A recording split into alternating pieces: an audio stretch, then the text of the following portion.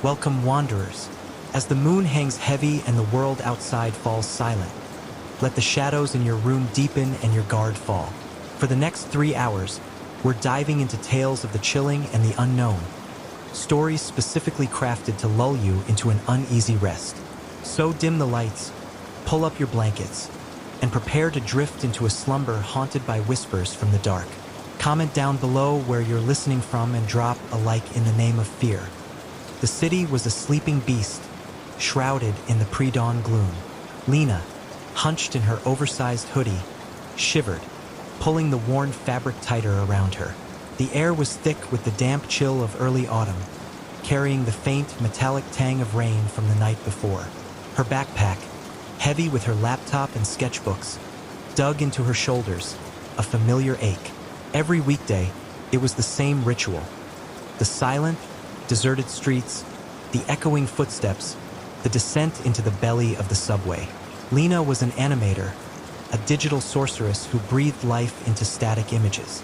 Her current project, a passion piece she'd been slaving over for months, was a dark, unsettling short film. It was a psychological horror, exploring themes of urban decay and creeping dread, featuring grotesque, shadowy figures that lurked in the periphery of a bustling city. She'd poured her anxieties, her late-night fears, and every ounce of her creative energy into it. Now, as the deadline loomed, the lines between her art and her reality felt dangerously thin. Her studio, a cramped, windowless space in a downtown high-rise, was her second home. She often worked through the night, fueled by lukewarm coffee and the relentless hum of her computer. This morning, she'd finally collapsed around 3 a.m., only to wake an hour later, a cold dread gripping her. The final sequence of her film, the climax where the shadowy figures finally emerged from the background, was playing on an endless loop in her mind. The streetlights cast long, distorted shadows that danced with every gust of wind. Lena quickened her pace, her breath fogging in the cold air. She passed a dimly lit alleyway, and a flicker caught her eye. Just for a second, she thought she saw one of her animated figures, a tall, gaunt shape with elongated limbs, melting back into the deeper shadows.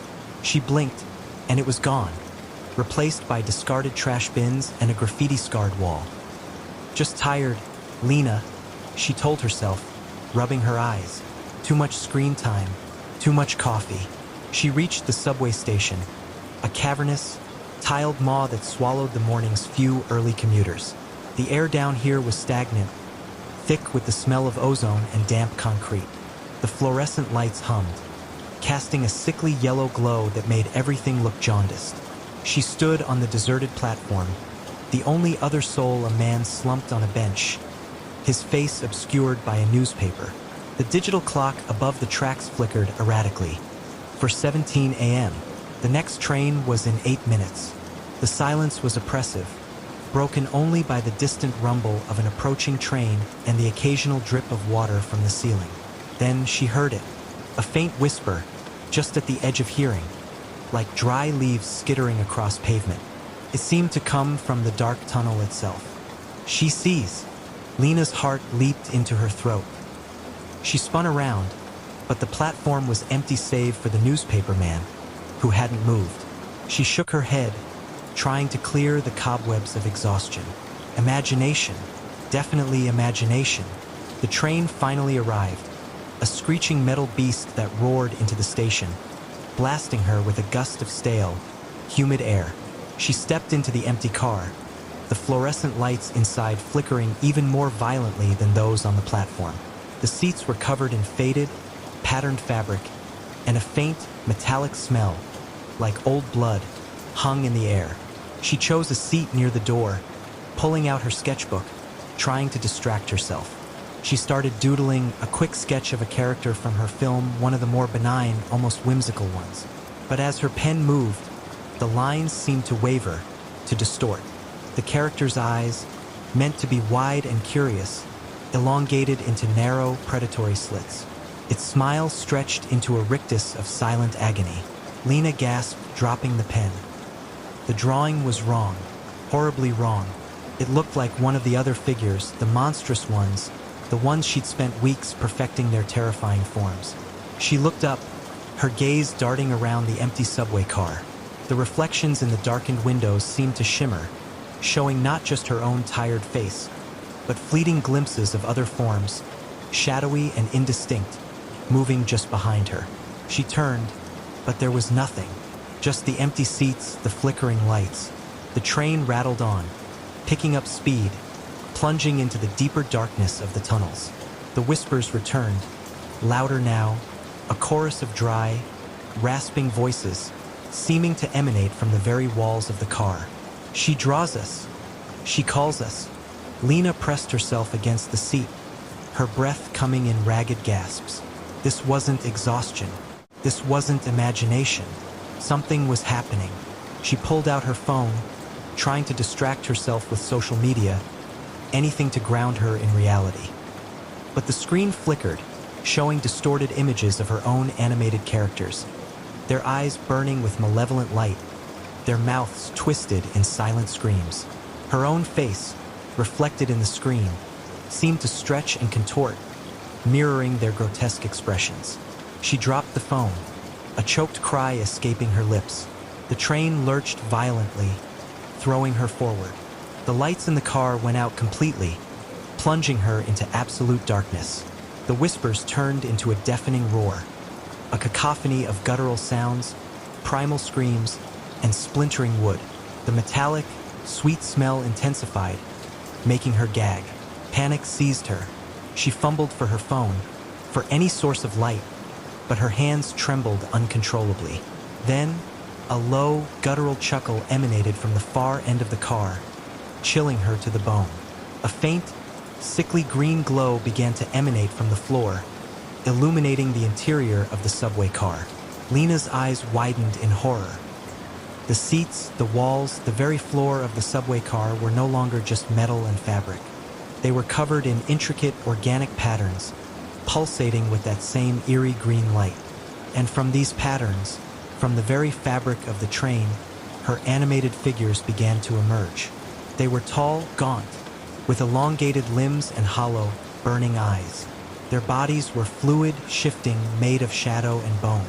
They moved with a jerky, unnatural grace, slithering from the walls, detaching themselves from the seats, their forms becoming more solid, more terrifying.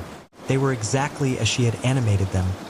Every terrifying detail, every grotesque feature, brought to horrifying life.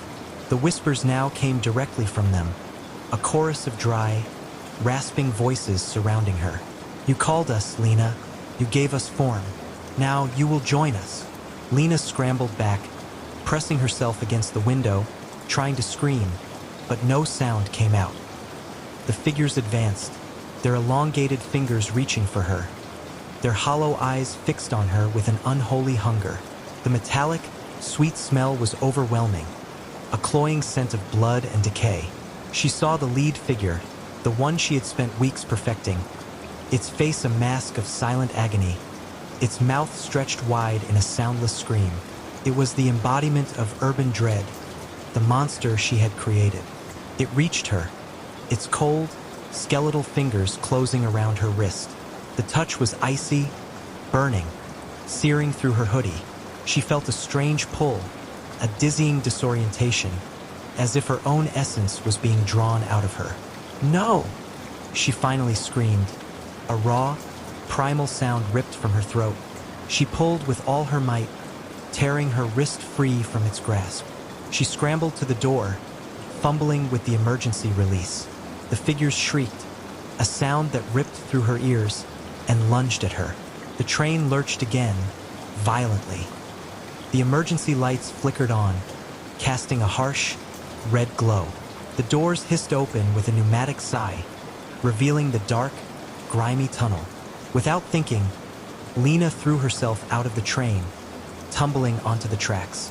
She landed hard, scraping her knees and elbows, but the pain was a welcome anchor to reality. She scrambled to her feet, looking back. The figures stood in the open doorway of the subway car, their forms flickering, their eyes burning with malevolence. The lead figure raised an elongated arm, pointing a skeletal finger at her. You cannot escape your creations. Lena? Its voice echoed in her mind, a chilling promise. Then, with a final, ear-splitting screech of metal, the subway doors hissed shut, and the train roared away into the darkness of the tunnel, carrying its monstrous passengers with it. Lena stood alone on the tracks, trembling, the metallic scent still clinging to the air. The faint, sickly green glow faded into the darkness. The whispers were gone. Only the distant rumble of the train remained, fading into the silence. She climbed onto the platform, her body aching, her mind reeling. The station was empty, silent. The digital clock above the tracks now read 4:35 a.m. Just 18 minutes had passed. 18 minutes of unimaginable horror. She stumbled out of the subway station, blinking at the pale light of the approaching dawn. The city was still quiet, but the first signs of life were beginning to stir. A distant siren wailed. A lone taxi sped by. She walked, not towards her studio, but aimlessly, her mind trying to process what had happened. It wasn't a dream, couldn't have been. The lingering scent, the ache in her wrist, the splintered charm she found in her pocket. A small, wooden charm she'd worn since childhood, now cracked and charred, as if it had absorbed a powerful, destructive force. She never went back to that subway line. She never finished the horror film. The project, her passion piece, became a terrifying reminder of the thin veil between creation and reality, between imagination and manifestation. Lena changed her artistic focus. She started drawing vibrant, joyful pieces, focusing on light, on hope, on the beauty of the world. She still worked as an animator, but she avoided anything that delved into the grotesque, the dark, the truly horrifying. She learned to channel her anxieties into positive, uplifting art, but the experience had left an indelible mark. She saw the world differently now. In the flickering of streetlights, in the distorted reflections in shop windows, in the shifting shadows of alleyways, she sometimes caught glimpses, not of her monstrous creations, not anymore, but of something else, something subtle, something just out of place. A fleeting shadow that moved too quickly, a face in the crowd that seemed to shift, an unnerving silence in a bustling street. She knew they were still there, lurking in the periphery, waiting. The entities, the things she had inadvertently given form to, were still connected to her, a chilling reminder of the power of creation and the terrifying responsibility that came with it. Sometimes, late at night, when the city was quiet, she would swear she could hear it, just at the edge of hearing, a faint, metallic hum, a whisper carried on the wind, a chilling promise. But Lena had learned to live with the flicker in the frame, the shadow in the corner of her eye. She had survived, and she would continue to create, but with a newfound respect for the unseen forces that lurked just beyond the canvas, waiting for an invitation to cross over. She knew that her art was a bridge, and she would now choose carefully what she allowed to cross it. The old house stood at the end of a long, winding dirt road, swallowed by a dense forest of whispering pines. Its paint peeled, and its dark windows seemed to watch Sarah and Mark as they pulled up. Sarah, with her rich, cocoa butter skin and coiled dreadlocks, shivered. Mark, fair-skinned and excited, squeezed her hand. "Isn't it perfect, babe?" he asked, his voice full of enthusiasm. "Remote, historic, and look at that view of the lake." Sarah tried to smile, but unease crawled up her spine. "It's certainly remote, Mark. Are you sure? Feels a little isolated." Mark laughed. "That's the point. No noisy neighbors, just us, the stars, and nature." A freelance writer, he sought quiet inspiration. Sarah, a graphic designer, loved the city but agreed for his sake. The real estate agent, Brenda, met them. "Welcome to the Whispering Pines. It's been in the Miller family for generations." Her eyes lingered on Sarah, a flicker of something unreadable, before turning to Mark. Inside, the air was cool and heavy, thick with old wood and something metallic, faintly sweet, like forgotten blood. Sarah dismissed it as decay. The furniture was antique, hinting at a grand past. The grand staircase stretched into gloom. As Brenda led them, Mark pointed out his study and the kitchen. Sarah's gaze was drawn to the deep shadows. A faint chill followed her. In the dining room, a massive table sat draped, and Sarah felt a sudden, intense sadness. Upstairs, the master bedroom was vast. Sarah felt a distinct cold spot near the window. "Is there a draft?" she asked. Brenda's smile tightened. "Old houses, dear. They have their quirks." She quickly moved them to a smaller bedroom where the air felt heavier. Sarah noticed a faint, reddish-brown stain on the wooden floor near the window. She quickly looked away. They signed the papers. Brenda handed them the ornate iron key. "Enjoy your new home," she said, "and do be careful. The woods around here can be a bit disorienting, especially after dark." Her gaze flickered to Sarah again, and this time, Sarah felt a definite chill. It was a look that seemed to hold a warning, or perhaps a judgment. The first few days were idyllic. Mark thrived in his study. Sarah set up her design station. They explored the grounds, finding a path to the lake. The isolation, initially unnerving, began to feel like a cocoon. But then the whispers started. At first, Sarah thought it was just the wind, a soft, indistinct murmur. But it was always there when she was alone, just at the edge of hearing. She'd pause, strain her ears, and it would vanish. "You hear that?" she'd ask Mark in bed. He'd look up, confused. "Hear what, babe?" "Just the crickets." She'd shake her head. "Nothing. Must be my imagination." Then came the footsteps. Light, hesitant steps, always from upstairs or the hallway. Too soft for Mark's, too rhythmic for the house settling. Sarah would lie awake, heart pounding, feeling a cold breath on her neck. One night, she woke to the distinct sound of a child crying, a soft, mournful wail. She nudged Mark. "Did you hear that?" He sat up, groggy. "Hear what? You having a nightmare?" "No." "A baby, crying." They listened.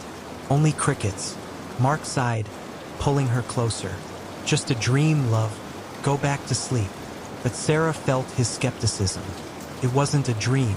The next morning, Sarah saw a small, muddy footprint on the living room floor. Too small for an adult, too distinct to be a smudge and fresh. Her blood ran cold. "Mark!" she called, voice trembling. He came in. "What's wrong?" He stopped short, seeing the print. "Ha! A kid's shoe print. But how?" "Brenda said the house was empty for years," Sarah countered, voice tight. "And it's inside." He shrugged, trying to be nonchalant. "Probably just some dust. Or a squirrel." But his eyes betrayed his unease. The incident unsettled Sarah deeply. She started to feel watched. The shadows seemed to deepen, and the old house began to feel like a cage. She found herself constantly looking over her shoulder. The whispers grew louder, more distinct. They were voices, faint and distorted, like a chorus of sorrowful sighs. Sometimes she'd hear her name, or Mark's, whispered from an empty room. The words were fragmented, but carried immense despair. "Mine, lost, taken." One afternoon, while Mark was writing, Sarah was sketching. The air suddenly grew heavy, oppressive. The scent of old blood returned, stronger, making her stomach churn. She looked up. Standing in the doorway to the dining room, shrouded in shadow, was a tall, gaunt figure. Its features were indistinct, but she saw the outline of a long, flowing dress and an old-fashioned bonnet. It seemed to shimmer. Sarah froze, heart leaping. She tried to scream, but no sound came out. The figure didn't move, just stood there, a silent, menacing presence. Then, as quickly as it appeared, it vanished, leaving only the lingering scent of decay and a profound chill. Sarah scrambled up, knocking over her chair. She ran to Mark's study, bursting through the door, gasping. "Mark! Mark! I saw something! A ghost! I swear it!" He looked up, startled, pale. "What? What happened?" "Sarah, you're white as a sheet." She tried to explain, words tumbling out, breathless, punctuated by sobs. A woman, in the dining room, A ghost, Mark. And the smell of blood. He held her, trying to calm her. Shoo. It's okay, babe. You're just stressed. Maybe you just saw a trick of the light. He tried to rationalize it, but Sarah saw the doubt in his eyes. He didn't believe her. That, almost as much as the apparition, terrified her. The incidents escalated. Objects moved. Doors creaked open and shut, sometimes slamming. The temperature in rooms plummeted. Sarah grew withdrawn, plagued by nightmares. Her appetite vanished. Mark seemed oblivious or determined to ignore it. He was thriving in the quiet. He attributed Sarah's distress to stress, subtly suggesting her imagination was working against her. His well-meaning attempts only made Sarah feel more alone.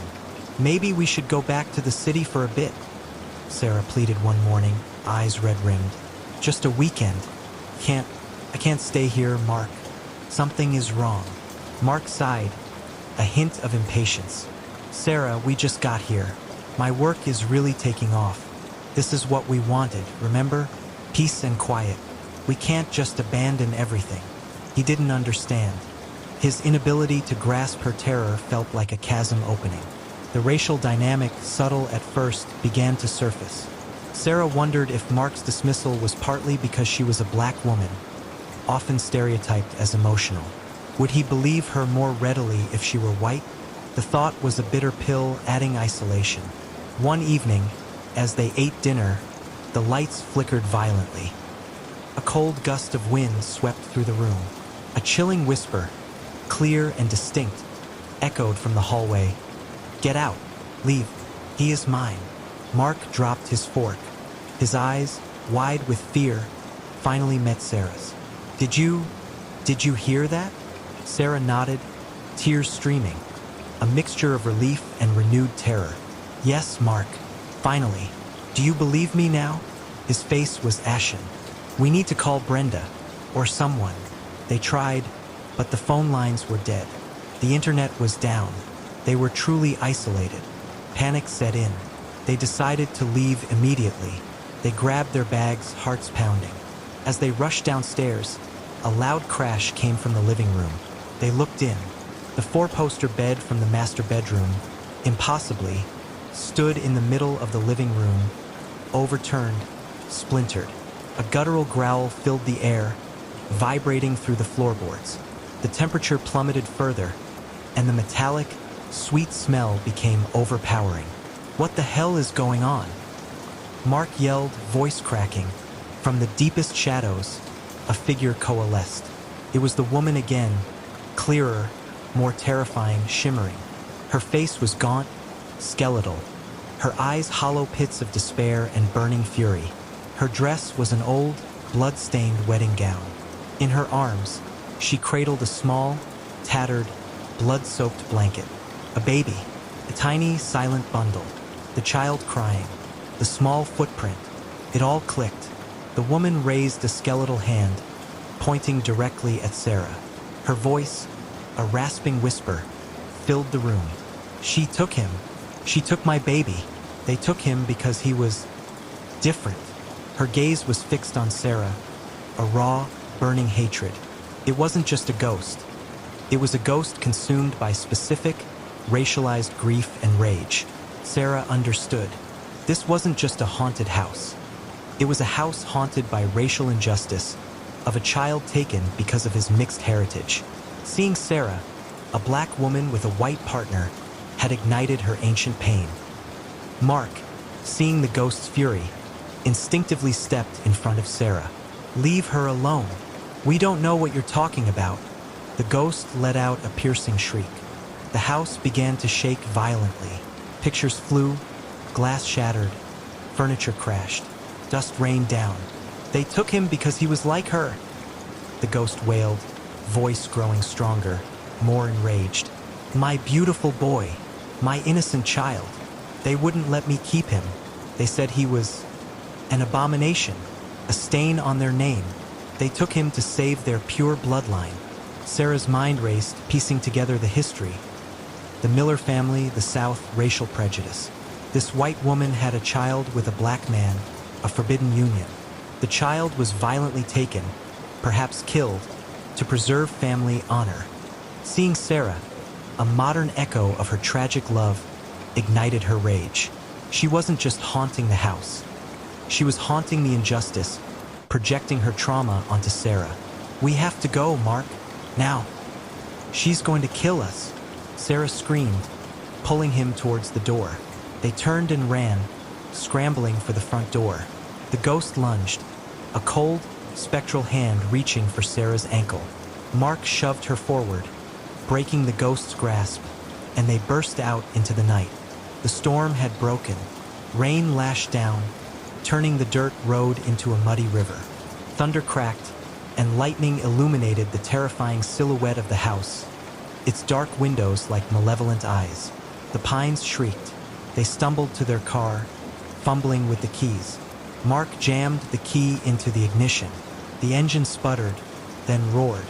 He slammed the car into reverse, tires spitting mud, and sped down the driveway. As they drove away, Sarah looked back. In the upstairs window, illuminated by lightning, stood the ghostly woman, holding her baby, her face a mask of eternal sorrow and rage. Beside her, a shadowy, indistinct man seemed to stand guard. Their faces were etched with torment. They didn't stop driving until they reached the nearest town. They found a motel. Inside, they collapsed, trembling, soaked, adrenaline drained. I can't believe that just happened," Mark whispered, voice hoarse. He looked at Sarah, eyes filled with terror and profound apology. I'm so sorry, Sarah. "I should have listened to you." Sarah reached for his hand. "It's okay, Mark. We're safe now." But she knew it wasn't entirely okay. The experience had shaken them, exposing a raw nerve, a painful truth about the world, and how prejudice could manifest even in the supernatural. They never went back to the Whispering Pines. They forfeited their deposit. The house, they learned from locals, had a dark history. A young Miller woman, early 1900s, fell in love with a black farmhand.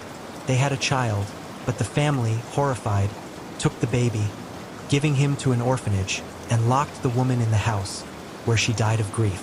The farmhand disappeared. The house wasn't just haunted by a ghost.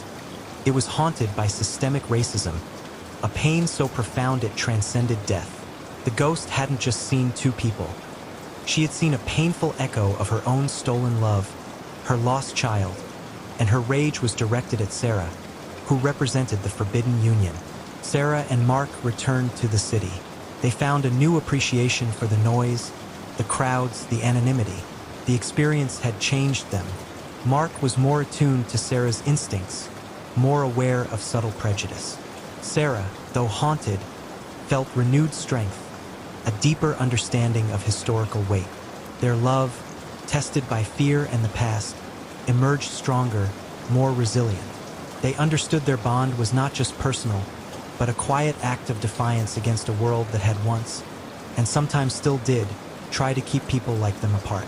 They carried the memory of the Whispering Pines, a chilling reminder, but also a powerful testament to love overcoming shadows. Their love was a beacon, a refusal to let history dictate their future. And that, in itself, was a victory.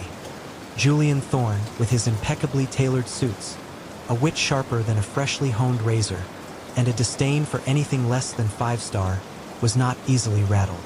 His life was a carefully curated masterpiece of luxury and biting sarcasm.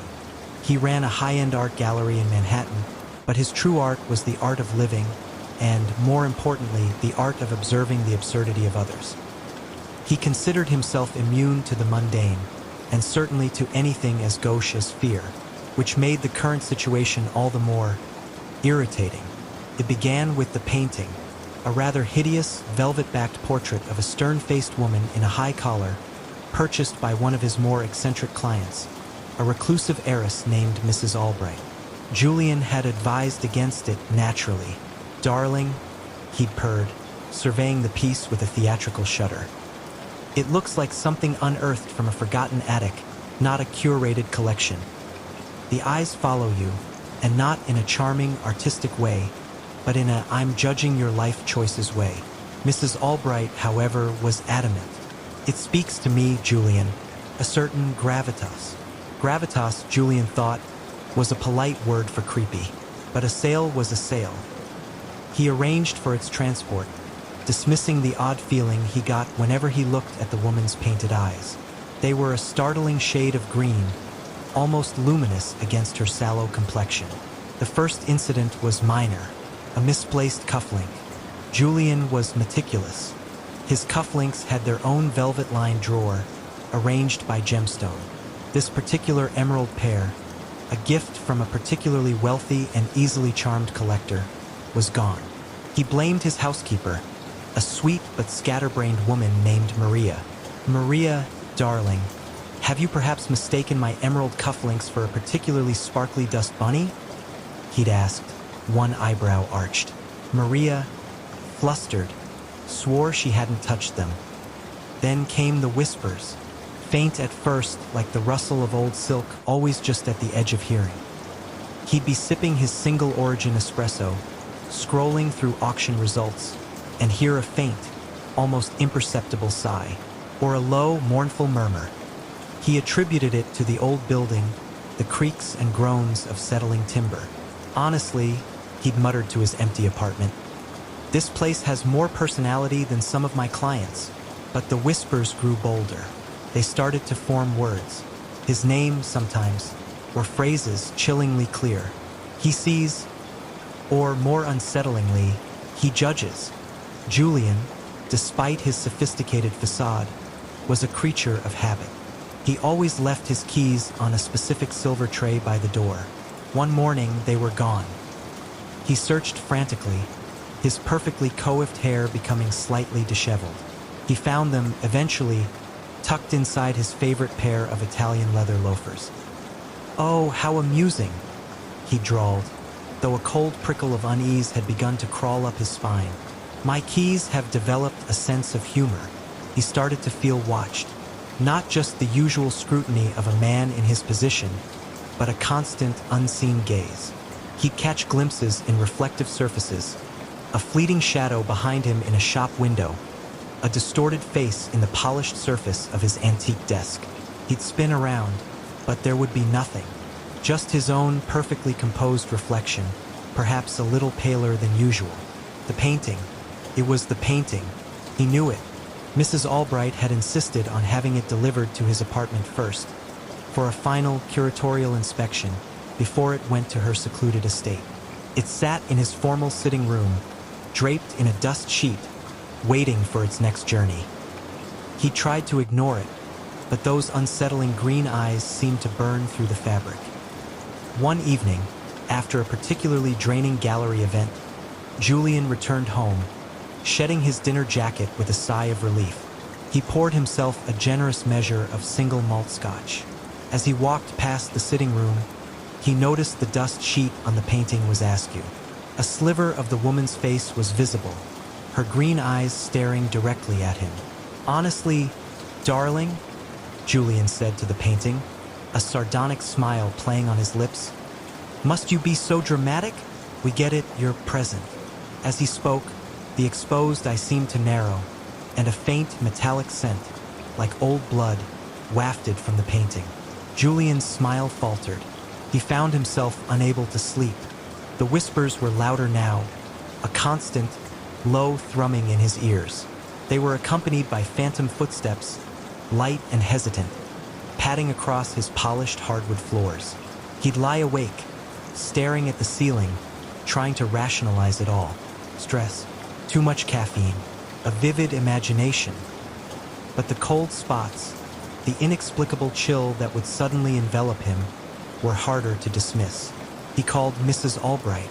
"Darling," he began, trying to keep his voice light, "about that charming portrait, perhaps we could expedite its delivery? It's rather dominating the room." Mrs. Albright chuckled, a dry, reedy sound. "Oh, Julian, don't tell me it's too much for you.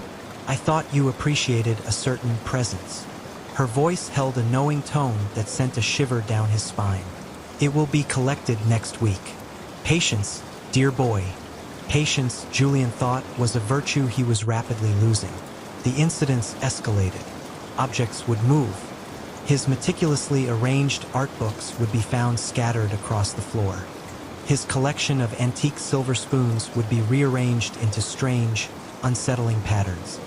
He'd find faint, almost imperceptible scratches on his polished furniture, too small to be from Maria's clumsy cleaning, too deliberate to be accidental. One morning, he woke to find a single, dried rose petal on his pillow. He didn't own roses. He despised them, in fact. Too cliché. He picked it up.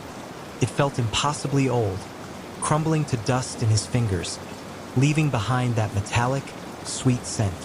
He started talking to himself more, arguing with the unseen presence. "Look, darling," he'd say to an empty corner of the room. "If you're going to haunt me, at least have the decency to pay rent, or perhaps offer some constructive criticism on my latest acquisitions." The whispers would respond, a low, guttural chuckle that seemed to emanate from the very air. He resists, he amuses. He tried to research the painting, The Stern-Faced Woman. He found nothing. No record of the artist, no provenance beyond Mrs. Albright's vague claim of acquiring it from a private collection. It was as if the painting had simply materialized. The night before the painting was due to be collected, Julian decided to confront it. He poured himself another scotch, fortified his resolve, and walked into the sitting room. The dust sheet was gone. The woman in the portrait stared out at him, her green eyes burning with an unholy light. Her lips, once thin and stern, now seemed to curve into a faint, knowing smile. "All right, darling," Julian said, his voice surprisingly steady, though his heart hammered against his ribs. "Let's cut to the chase. What do you want?" The metallic scent intensified, making him gag. The room grew impossibly cold.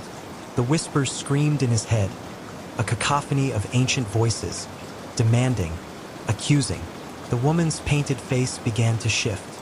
Her skin rippled like water, her features elongating, distorting into something grotesque and terrifying. Her eyes burned brighter, two emerald infernos. Her mouth stretched wide, not in a scream, but in a silent, cavernous maw, revealing rows of needle-sharp teeth. "You mock us. You dismiss us." A voice echoed, not from the painting, but from the very air. A voice that was both feminine and something else entirely ancient, resonant, filled with an unholy malice. "You think yourself above the unseen, above the old ways." Julian stumbled back, knocking over a priceless Ming vase. He felt a cold, unseen force slam into him, throwing him against the wall. He gasped, the wind knocked out of him. The painting pulsed with a sickly green light. From its surface, from the very velvet, shadowy figures began to emerge. They were tall, gaunt, with elongated limbs and hollow, burning eyes. Their bodies were fluid, shifting, made of shadow and bone, exactly like the ones Lena had animated. They moved with a jerky, unnatural grace, slithering from the frame, detaching themselves from the canvas, their forms becoming more solid, more terrifying. They were the entities from the painting, the things the woman had brought to life. "You are ours, Julian. Your wit, your arrogance. It will feed us."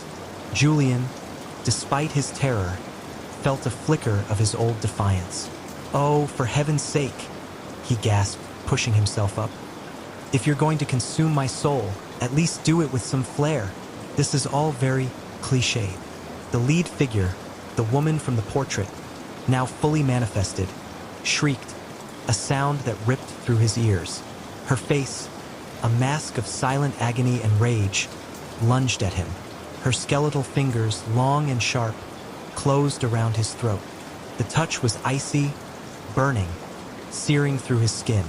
He felt a strange pull, a dizzying disorientation, as if his very essence was being drawn out of him, pulled into the abyss of the painting. He saw visions, ancient rituals, forgotten sacrifices, a world consumed by shadows. "Join us, Julian. Become part of the collection." He fought, clawing at the spectral fingers, but they were impossibly strong. His vision blurred. He felt his life force draining away. Then, a faint, Almost imperceptible sound broke through the cacophony of screams and whispers. The distant rumble of a truck. Mrs. Albright's transport. The entities recoiled, their forms flickering, their screams turning into furious snarls. The light from the painting pulsed erratically. They were sensitive to the mundane, to the intrusion of the outside world. Julian, seizing the moment, kicked out, connecting with the lead figure's spectral form. It shrieked again, its grip loosening. He stumbled back, gasping for air. The doorbell rang, a polite, insistent chime. The entities dissolved back into the painting, their forms melting into the velvet, leaving behind only the lingering metallic scent and a profound chill. The woman's face on the canvas was once again stern, unmoving, her green eyes fixed on him, but now with a hint of frustrated malice. The doorbell rang again. Julian, trembling, stumbled to the door, fumbling with the locks. He opened it to find two burly men in overalls, holding a large, padded crate. "Morning, sir," one of them said, oblivious to the horror he had just averted. "Here to collect the painting for Mrs. Albright." Julian stared at them, his face pale, his breath still ragged. "Yes," he managed, his voice a hoarse whisper. "Yes, please, take it." They carefully wheeled the crate into the sitting room, wrapped the painting, and secured it. Julian watched, every nerve ending screaming, as they carried it out of his apartment, out of his life. When they were gone, the apartment was silent. The metallic smell was gone. The cold spots had dissipated. He was alone. He collapsed onto his sofa, shaking uncontrollably. He had faced the mundane horrors of the art world, the vanity, the greed, the endless pretension. But this was something else entirely. He never told anyone what truly happened. He simply told Mrs. Albright that the painting had given him a profound curatorial experience, and that he was quite certain it would be a captivating addition to her collection. He made sure to sound as dismissive and sarcastic as possible, a desperate attempt to regain his composure, to convince himself it had all been a bizarre hallucination. But he knew.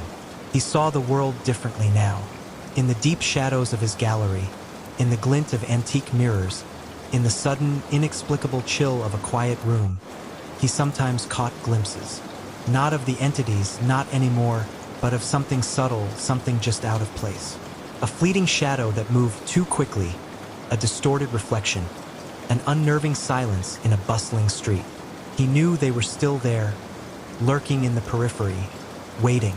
The entities, the things the painting had contained, were still connected to the unseen. A chilling reminder of the power of ancient curses and the terrifying price of dismissing the unknown. Julian Thorne continued to run his gallery, continued to charm and critique, continued to wear his impeccably tailored suits. But the fear, that cold, raw terror, never truly left him. It was a subtle hum beneath his carefully constructed facade, a constant reminder that some things, no matter how much wit or arrogance one possessed, were never meant to be mocked, never meant to be disturbed.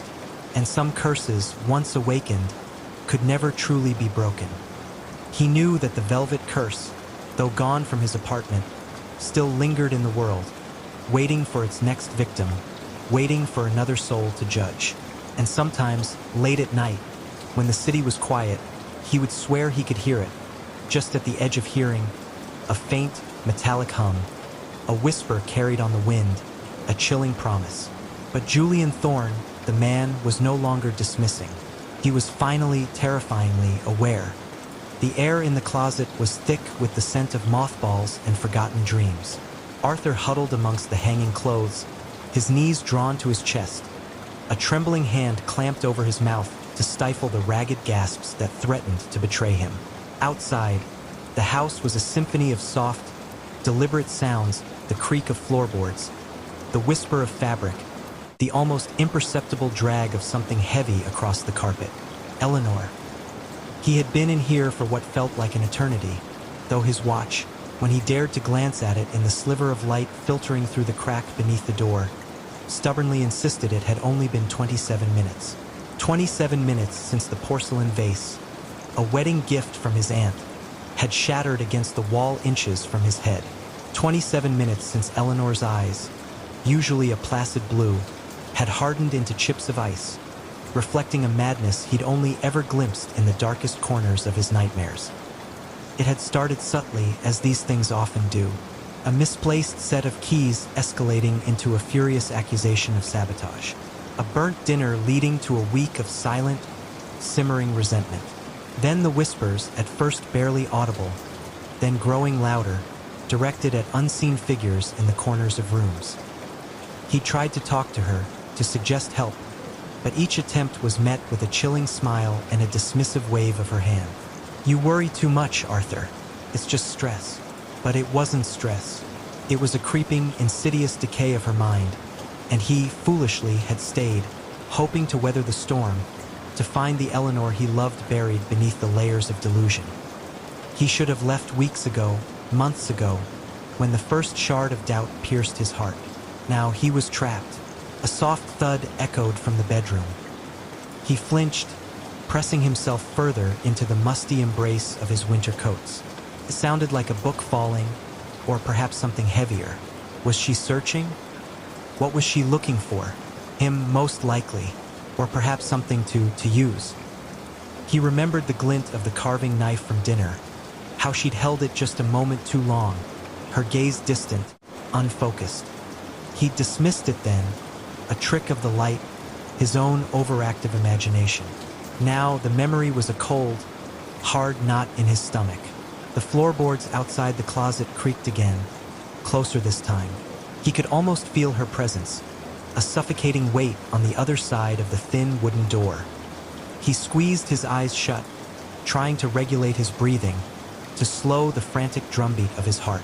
Every inhale felt like a siren, every exhale a betraying sigh. "Arthur!" Her voice, when it came, was a soft, melodic hum, utterly devoid of the rage that had just moments ago contorted her features. It was the voice she used when she wanted something, when she was trying to lure him into a false sense of security. It was the voice that now terrified him more than any scream. "Are you playing hide and seek, darling?" He remained motionless, a statue carved from fear. He could feel the dust motes dancing in the faint light, each one a tiny, silent witness to his terror. The air grew heavier, colder, as if her madness had seeped into the very atmosphere of the room. "You know I don't like it when you hide," she continued, her voice still sweet, but with an underlying current of something sharp, like a razor's edge. He heard the rustle of clothing, the clink of hangers. She was in the closet, just not his side of it. The master bedroom had two large, walk-in closets, one for him, one for her, separated by a thin wall of drywall and a shared sense of dread. He heard her humming now, a nursery rhyme, off-key and distorted. It was a lullaby she used to sing to herself when she was stressed, a habit he'd once found endearing. Now it was a prelude to something terrible.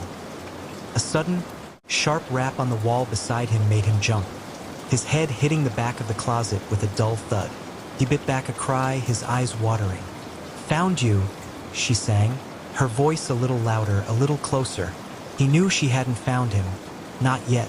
She was just playing, toying with him. This was her game, and he was the mouse. He remembered the cat she'd had as a child, a cruel tabby that would catch birds and play with them, batting them around, before finally delivering the killing blow. Eleanor had watched, fascinated, her small face devoid of emotion. He'd dismissed it then as childish curiosity. Now he saw the pattern. He heard her footsteps move away from the shared wall, towards the main door of the bedroom. A click, then the soft groan of the door opening. Was she leaving? Was it over? His hopes soared, then plummeted. She wouldn't leave. Not yet. She enjoyed this too much. He heard her talking now, her voice muffled, as if to someone else. "He's being naughty, you see. He doesn't want to come out and play." Play? What did she mean by play? His mind raced, cataloging every unsettling incident, every strange comment. The way she'd meticulously cleaned the antique silver last week, polishing each piece until it gleamed, then arranging them in a perfect, unsettling circle on the dining table. The way she'd stared at him during dinner, her fork poised midair, a faint, unreadable smile playing on her lips. A sudden, jarring crash from downstairs. He almost cried out. It sounded like a heavy piece of furniture had been overturned. What was she doing? Was she destroying the house?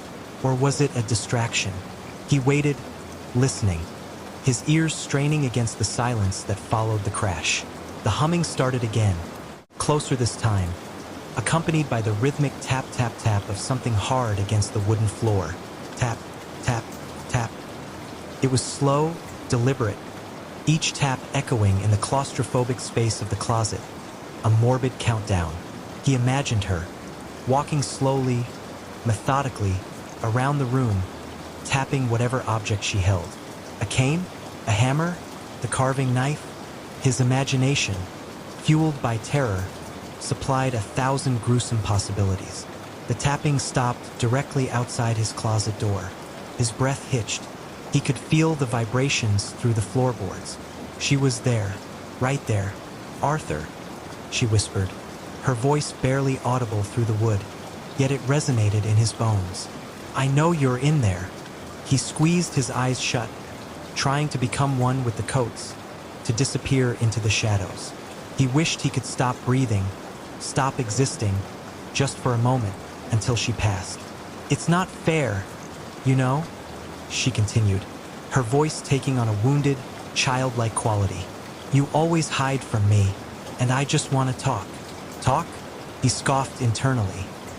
Talk meant accusations, threats, perhaps even violence. He remembered the bruise on his arm, a fading purple, from when she'd accidentally slammed the kitchen door on him, or the time she'd slipped and pushed him down the stairs.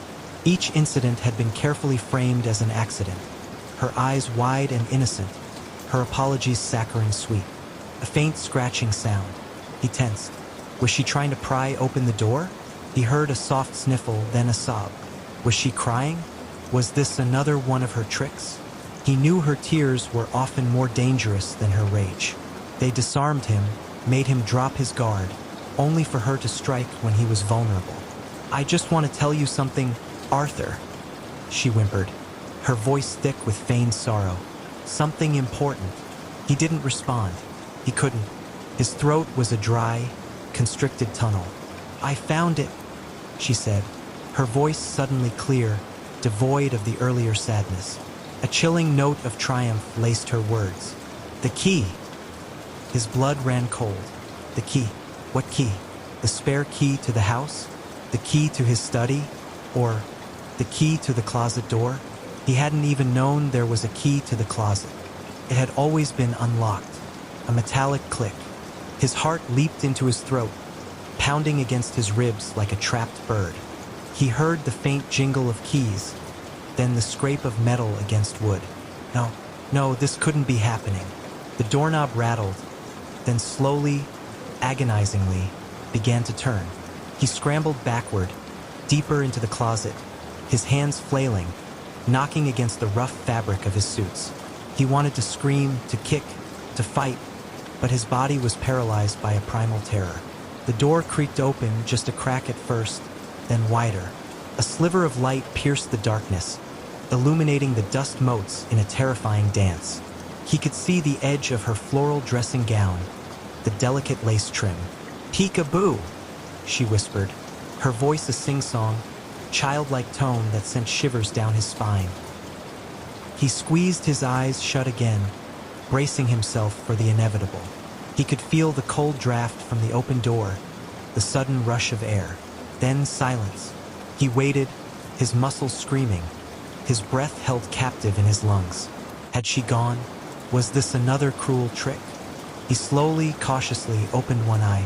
The door was still open, a narrow gap, but she wasn't there. He heard her footsteps receding, moving away from the closet, towards the bed. He heard the soft rustle of sheets, the creak of the mattress. Was she getting into bed? Was it over? Had she forgotten him? He risked opening both eyes. The closet was still dark, but the sliver of light from the bedroom was gone. The door was closed, not latched, not locked, just closed. He let out a shaky breath he hadn't realized he was holding. He was safe, for now. He waited, listening intently. The house was utterly silent now, save for the frantic thumping of his own heart. He slowly, painstakingly, began to unfold himself from his cramped position, his limbs stiff and protesting. He reached out a trembling hand and pushed gently against the closet door. It opened with a soft sigh. The bedroom was dark, illuminated only by the faint glow of the streetlights filtering through the curtains. He could see the outline of the bed, the rumpled sheets. Eleanor was there, lying perfectly still, facing away from him, her back to the door. She seemed to be asleep. He crept out of the closet, moving with agonizing slowness, each step a calculated risk. He needed to get out of the room, out of the house, out of her reach. He tiptoed towards the bedroom door, his eyes fixed on Eleanor's still form. He was almost there, just a few more steps. As he reached for the doorknob, a soft voice broke the silence, sending a fresh wave of terror through him. "You know, Arthur," she said, her voice calm, clear, and utterly devoid of sleepiness. "I never liked that vase anyway." He froze, his hand inches from the knob. He didn't dare turn around. "It was so ordinary," she continued, her voice thoughtful. "Not like us, is it? We're special. Unique." He could hear her shifting in the bed, the rustle of sheets. Was she getting up? "But you," she said, her voice dropping to a low, intimate whisper. "You're my favorite toy." He heard the distinct click of a lighter. A faint orange glow illuminated the room for a split second, revealing Eleanor, sitting up in bed, a small, knowing smile on her face. In her hand, she held not a lighter, but a small, silver-plated pistol. The same one his father had kept in his study, the one he'd taught Arthur to shoot with years ago. The one he'd thought was safely locked away. "And I don't like it when my toys run away," she said, her smile widening, her eyes glinting in the faint light. He didn't wait. He threw open the door and bolted, down the stairs, towards the front door, the sound of her laughter echoing behind him, a chilling melody of madness and despair. He didn't know if he would make it, but he knew one thing. He would never, ever hide in a closet again. The rain was a relentless percussion, drumming against the grimy window panes of the abandoned warehouse.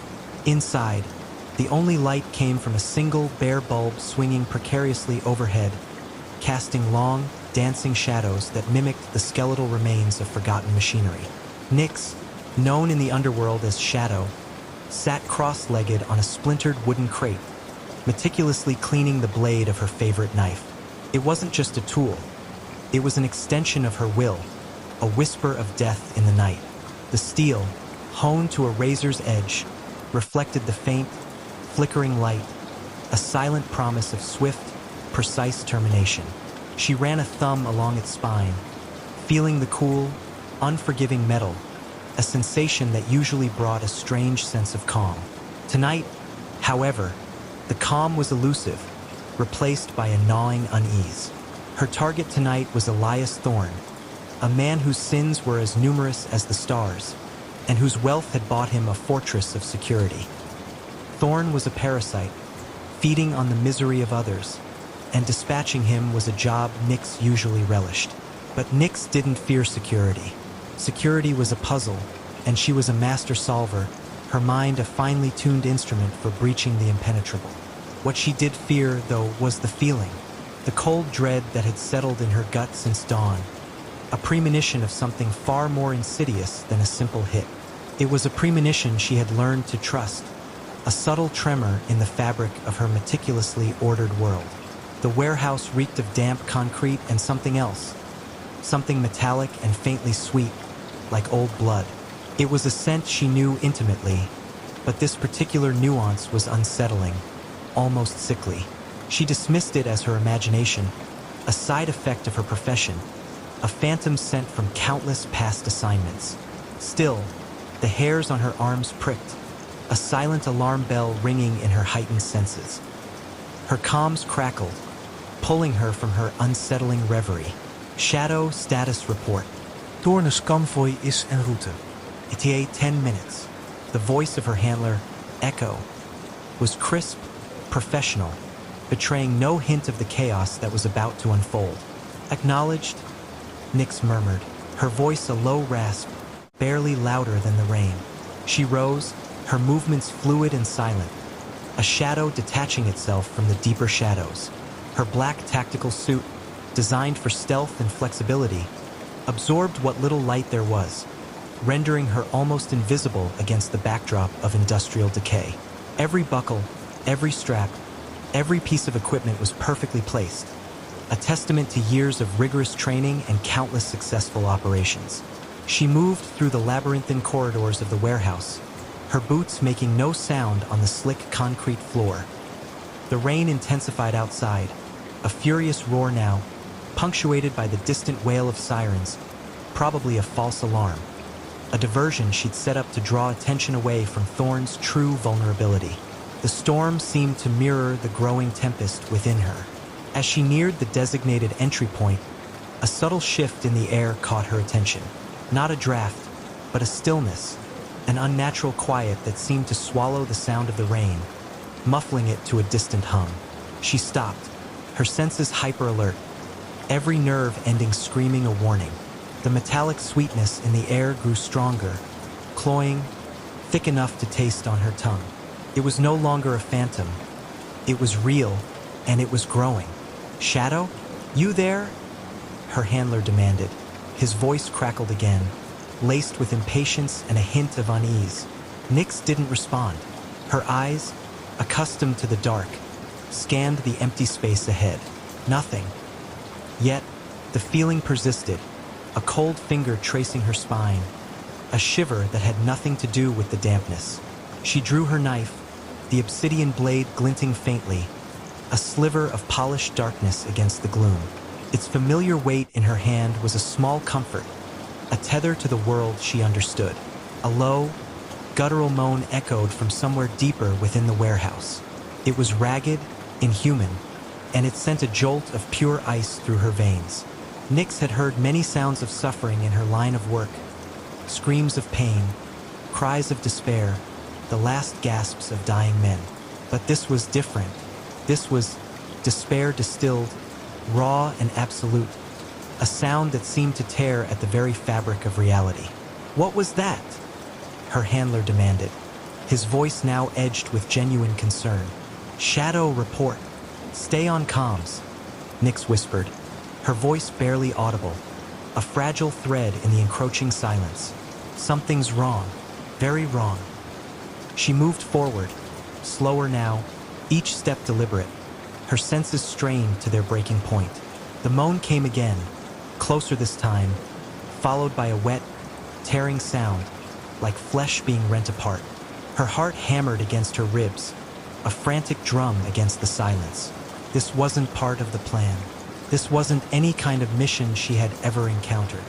She rounded a stack of rusted shipping containers, their corrugated sides slick with condensation, and froze. The scene before her was a tableau of unspeakable horror, illuminated by the single, swinging bulb. 3 of Thorne's elite bodyguards, men known for their brutal efficiency and unwavering loyalty, lay sprawled on the concrete floor. Their bodies were twisted into grotesque shapes, limbs bent at impossible angles, bones clearly shattered. One had his chest ripped open, his ribs splayed like a broken cage, revealing a cavity that was empty. No organs. Just a slick, dark void, glistening wetly in the dim light. The sight was so profoundly unnatural, so utterly beyond comprehension, that for a fleeting moment, Nyx's professional detachment shattered. The metallic sweetness was overwhelming now, thick in the air, almost tasting of iron and something else, something fetid and ancient. Nyx fought back a wave of nausea, her stomach churning. She had seen death in every conceivable form, from the clean kill to the messy aftermath of a bomb. But this was an abomination, a violation of life itself. A shadow detached itself from the far wall, larger, more amorphous than anything human. It moved with a sickening undulation, a fluid darkness that seemed to absorb the light around it, deepening the gloom. As it drew closer, Nyx could make out a form, vaguely humanoid but elongated, its limbs too long, too thin, like stretched rubber. Its head was a featureless void, a gaping maw of nothingness, but where eyes should have been, two pinpricks of malevolent red light burned, pulsing with an inner predatory glow. It was feeding. The realization hit Nyx with the force of a physical blow. It wasn't just a monster. It was a predator, and these men were its prey. One of the bodyguards, the one with the empty chest, twitched. His eyes, wide with terror, rolled back in his head, and a silent scream tore from his throat. A sound only Nyx seemed to hear, a psychic shriek that vibrated in her bones, a pure, unadulterated agony that resonated deep within her. The creature turned its featureless head towards her. The red pinpricks intensified, burning into her very soul, stripping away her composure, her identity, leaving her exposed and vulnerable. A cold, alien intelligence seeped into her mind, a whisper that wasn't sound but pure thought, utterly devoid of warmth or empathy, a predatory thought that echoed in the deepest recesses of her consciousness. You are next, and you will be delicious.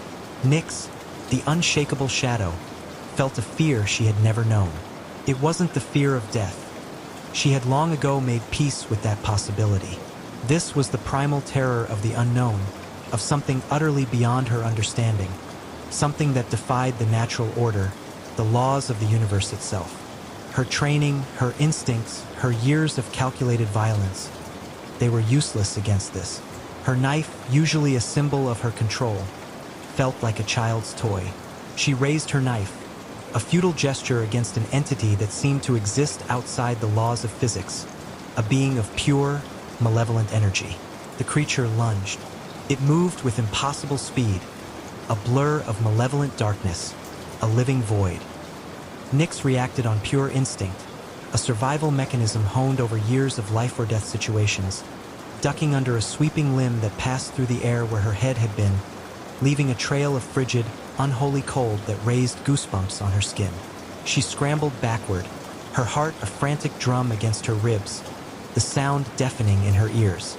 The creature didn't pursue immediately.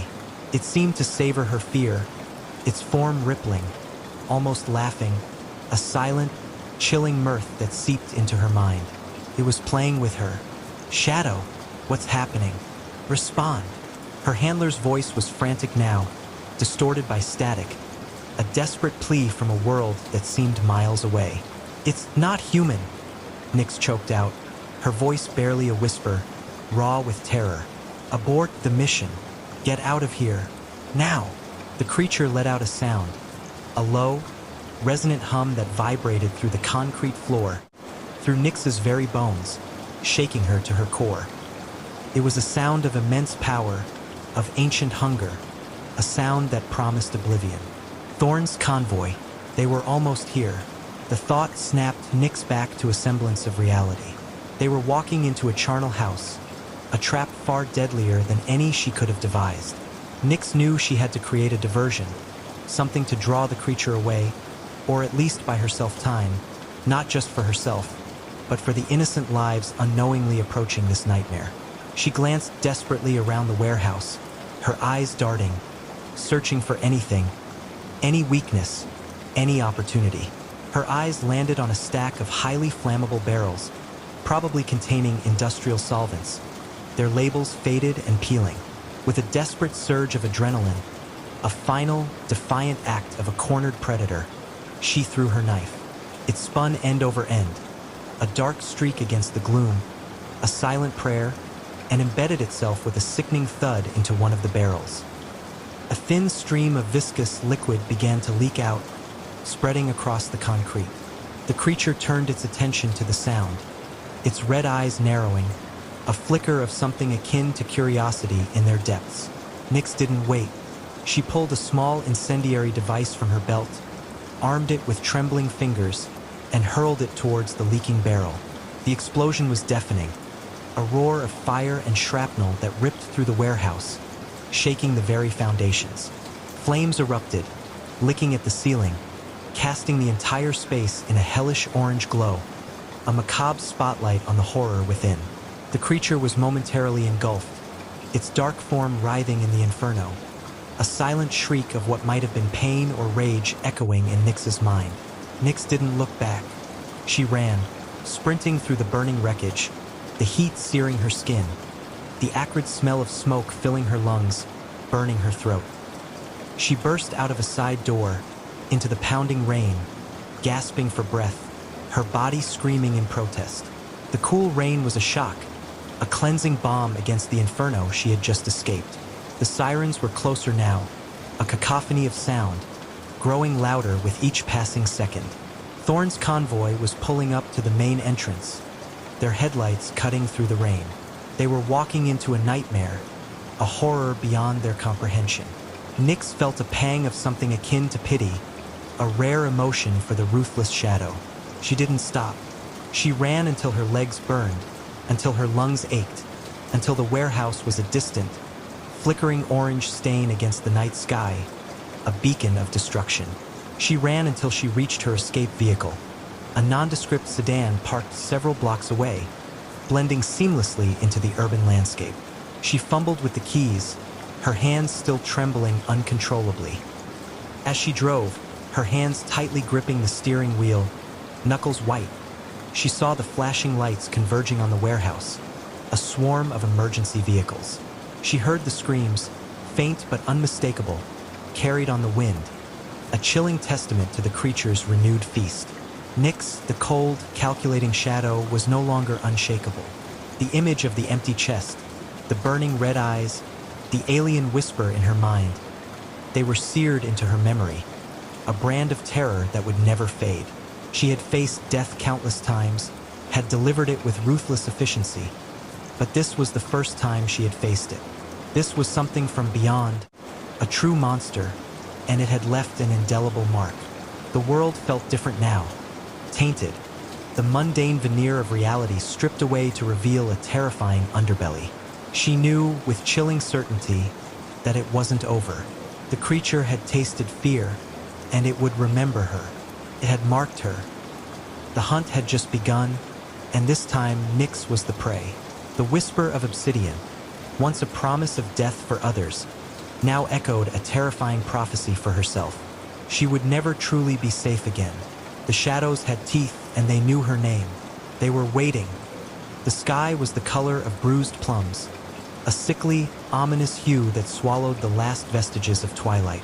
Inside the aging minivan, the air was thick with the scent of stale coffee, nervous sweat, and the faint, metallic tang of fear. Mark gripped the steering wheel so tightly his knuckles were white, his eyes darting between the rearview mirror and the rapidly darkening horizon. Beside him, Sarah clutched her phone, its screen a flickering beacon displaying a Doppler radar map that looked less like weather and more like a monstrous, swirling maw. In the back, 10-year-old Lily whimpered softly, her face pressed against the window, and her older brother, 15-year-old Ethan, tried to project an air of detached cool, but his rigid posture and wide, unblinking eyes betrayed his terror. "It's gaining on us, Mark." Sarah's voice was a tight, panicked whisper. "The radar shows it's picked up speed. We should have gone to the shelter." "There wasn't time, Sarah. By the time the sirens went off, it was already too close. This is the fastest way out of its path." His voice was strained, each word a battle against the rising tide of adrenaline. He knew she was right in a way. They had hesitated, dismissed the earlier warnings as overblown, and now they were paying the price. A sudden, violent gust of wind slammed into the minivan, rocking it violently. Lily cried out, and Ethan instinctively pulled her closer. The trees lining the highway bent and swayed like drunken giants, their branches thrashing against the darkening sky. Debris, small at first, began to whip across the road, leaves, twigs, then larger pieces of what looked like shredded insulation. "Stay calm, kids." Mark tried to reassure them, his voice cracking. "We're almost out of it, just a little further." But the lie tasted bitter on his tongue. He could see it now, even without the radar. A dark, churning column, indistinct against the bruised sky, but undeniably there. It was a monstrous, ethereal serpent, descending from the heavens, its tail lashing out, tearing at the earth. The radio crackled, then a frantic voice broke through the static. "Seek immediate shelter. Repeat, seek immediate shelter." Large, destructive tornado confirmed on the ground, moving rapidly towards Highway 67. Turn it off, Sarah shrieked, pressing a trembling hand to her mouth. Just turn it off. Mark slammed his hand against the radio, silencing the terrifying broadcast. The only sounds now were the roar of the wind, the drumming of rain against the windshield, and the ragged breaths of his family. The minivan felt fragile, a tin can against the fury of nature. He pushed the accelerator to the floor, the old engine groaning in protest. The road ahead was a blurry tunnel of rain and wind, visibility dropping to almost zero. He squinted, trying to make out the faint glow of the taillights of the car ahead, their only guide through the maelstrom. Suddenly, the car ahead swerved violently, its brake lights flashing erratically. Then it disappeared into the swirling curtain of rain. Mark slammed on his own brakes, the minivan skidding precariously. What was that? Ethan yelled, his voice laced with genuine fear now. I don't know, Mark shouted back, trying to regain control of the vehicle. He could feel the tires losing traction, hydroplaning on the waterlogged asphalt. He fought the wheel, wrestling the van back into a straight line. A terrifying sound ripped through the air, a low, guttural roar that vibrated through the very chassis of the minivan.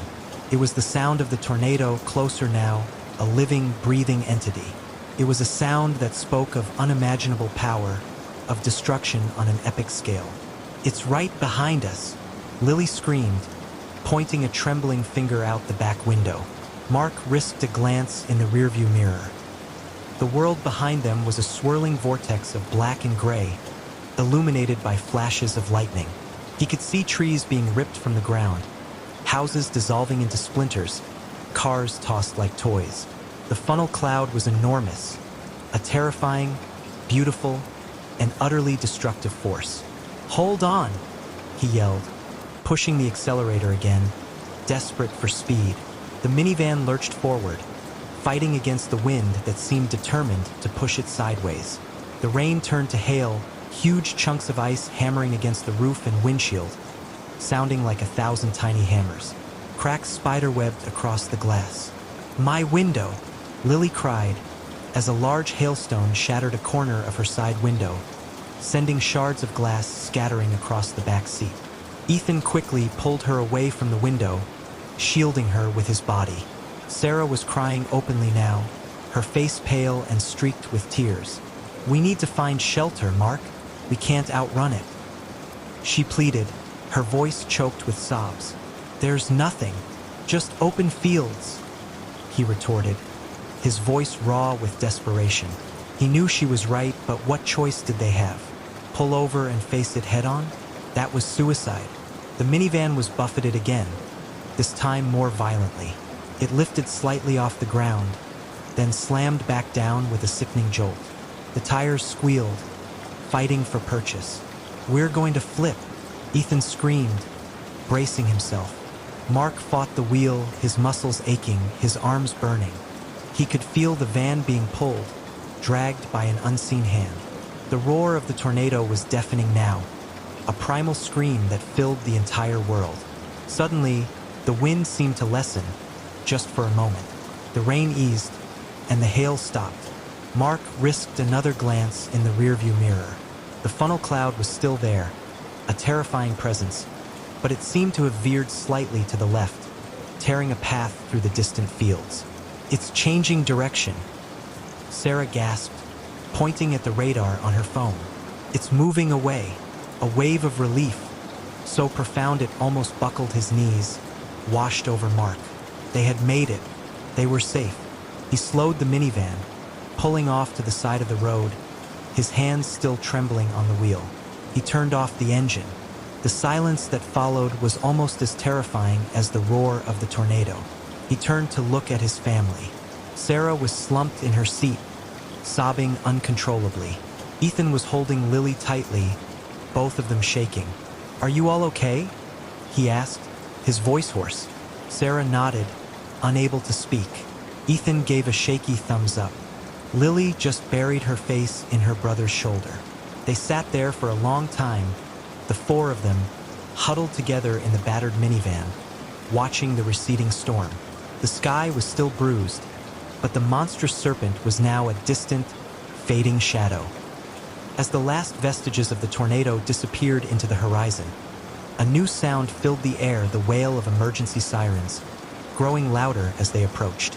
Help was coming. Mark knew they were lucky, incredibly, impossibly lucky. They had faced the raw power of nature and survived. But the images of the swirling black cloud, the flying debris, the sheer, unadulterated terror would be etched into their minds forever. They had outrun the sky serpent, but the chase would haunt their dreams for years to come. The silence of the aftermath was filled with the echoes of what they had escaped, a chilling reminder of how close they had come to being swallowed by the storm. The research outpost, nestled deep within the impenetrable canopy of the Viridian jungle, was a monument to human ambition and scientific hubris. Dr. Eris Thorne, a primatologist whose reputation bordered on legendary, had dedicated his life to understanding the great apes. His current obsession was the elusive shadow apes, a species rumored to possess intelligence far beyond any known primate, their existence confined to the darkest, most isolated pockets of the jungle. For 6 months, Thorne and his small team, the pragmatic botanist, Dr. Lena Petrova, the quiet, observant field assistant, Ben Carter, and the perpetually nervous communications specialist, Sarah Jenkins, had been tracking them. The jungle itself was a living, breathing entity, its symphony of chirps, roars, and rustles a constant reminder of its untamed power. But lately, the symphony had changed. A new sound had crept in, a low, rhythmic thrumming that seemed to vibrate through the very earth, often accompanied by a faint, almost subliminal chittering. It wasn't the usual calls of the jungle. It was something ancient, something unsettling. "Did you hear that?" Sarah whispered one evening, her eyes wide, as the thrumming intensified, seeming to emanate from the dense foliage just beyond their perimeter fence. Thorne, ever the scientist, adjusted his night vision goggles. "Probably just a new territorial call, Sarah. The jungle is full of surprises." But even he felt a prickle of unease. The sound was different.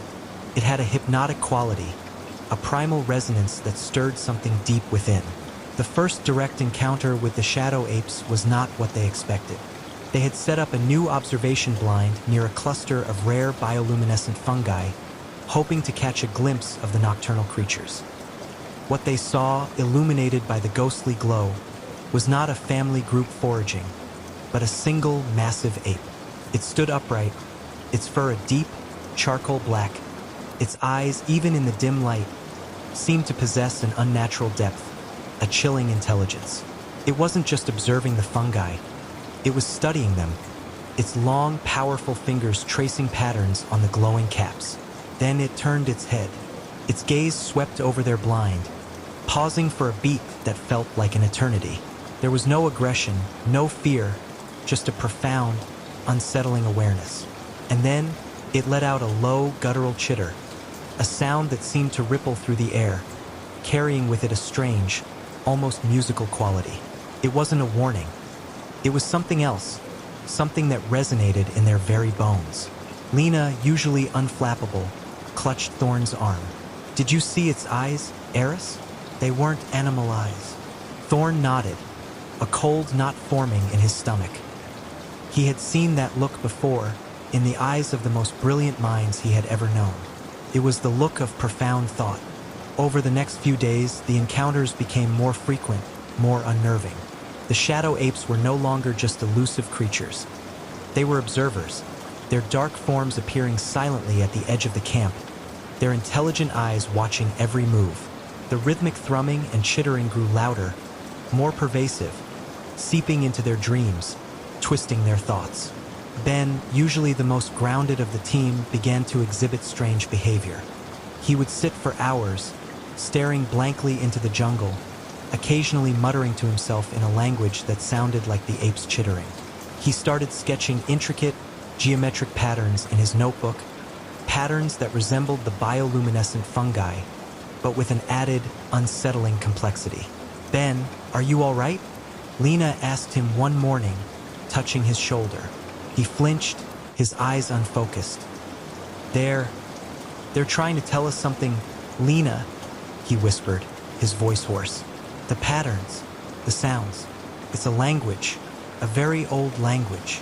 Thorn dismissed it as jungle fever, a common ailment among researchers. But a part of him, a growing, terrified part, knew it was something far more sinister. The thrumming was getting stronger, more insistent, and he felt a strange pull towards it, a desire to understand the silent messages it carried. One night, Sarah woke up screaming. She claimed she saw a shadow ape at the foot of her bed, its eyes glowing faintly, its chittering filling her head. Thorn found her huddled in a corner, trembling, her mind clearly unraveling. He administered a sedative, but the image of her terror-stricken face stayed with him. The next morning, Ben was gone.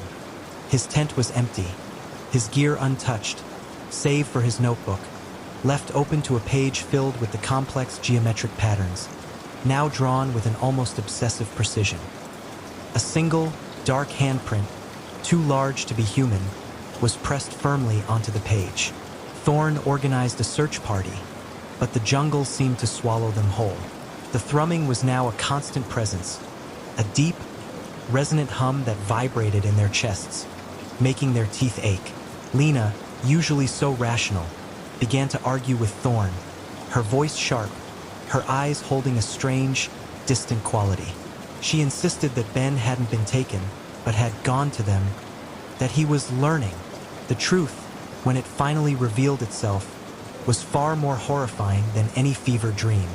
Thorn, driven by a desperate need to find Ben, followed the increasingly loud thrumming. It led him to a clearing he had never seen before, a place where the trees grew in unnatural, symmetrical formations, their branches intertwined to form a vast, living dome. Beneath the dome, a chilling tableau awaited him. Dozens of shadow apes, their black fur gleaming in the faint, filtered light, were arranged in a perfect circle. In the center, sitting cross-legged, was Ben. His eyes, now glowing with the same pale blue light Thorn had seen in the apes, were fixed on a large, pulsating crystal embedded in the ground. The crystal hummed, emitting the very thrumming sound that had plagued them for weeks. Ben looked up, his face serene, a faint smile playing on his lips. "Welcome, Eris." His voice echoed, not from his mouth, but directly in Thorn's mind, clear as a bell, yet undeniably alien. "You have found us." Thorn felt a cold dread seize him. "Ben, what is this?" "This is understanding," Ben's mental voice replied. "This is the true path. The apes, they are not primitive. They are the guardians of ancient knowledge, channeled through this crystal, through the very fabric of the jungle." He gestured to the apes around him. Their eyes glowed, mirroring the crystal's light. They were not just watching. They were projecting, their collective consciousness merging, creating the pervasive hum that had slowly, insidiously taken hold of the research team. "They have been guiding us," Ben continued, his voice devoid of his former nervousness, "guiding us to shed the chaos of human thought, to embrace the unity of the primal mind." Thorn saw it then. The geometric patterns Ben had been drawing were not random. They were diagrams of neural pathways, blueprints for mind control. The chittering was not a language of sounds, but a language of thought, a direct mental link. The shadow apes were not just intelligent. They were telepathic, and they were using their abilities to subtly, slowly, absorb the minds of the humans who dared to intrude upon their ancient domain. "They want to assimilate us?" Thorn projected back, his own thoughts a jumble of fear and disbelief. "Assimilate is a crude word," Ben's voice hummed. "We become one mind, one purpose. Imagine the peace, Eris. No more doubt, no more conflict, only harmony." As he spoke, the thrumming from the crystal intensified, and Thorn felt the familiar pressure in his head, the creeping lassitude. He fought it desperately. He thought of Sarah, terrified and broken. He thought of Lena, her mind already subtly altered. He thought of the vibrant, chaotic, beautiful individuality of humanity. "No!" Thorn screamed, his voice a raw, desperate sound that seemed to shatter the serene silence of the clearing. He lunged, not at Ben, but at the pulsating crystal. The shadow apes reacted instantly, their chittering rising to a furious crescendo, their glowing eyes narrowing. They moved with impossible speed, a blur of black fur and powerful limbs. Thorn felt a searing pain as one of them raked its claws across his arm, but he ignored it, his gaze fixed on the crystal. He reached the crystal, its surface warm and slick beneath his fingers. He pulled, desperately, with all his strength. The crystal resisted, vibrating violently, its humming turning into a high-pitched shriek that pierced his ears. The apes were on him, their powerful hands grabbing, pulling. With a final, agonizing surge of adrenaline, Thorn ripped the crystal from the earth. A blinding flash of blue light erupted, followed by a deafening crack that echoed through the jungle. The thrumming ceased abruptly. The shadow apes froze, their glowing eyes dimming, their chittering dying into confused whimpers.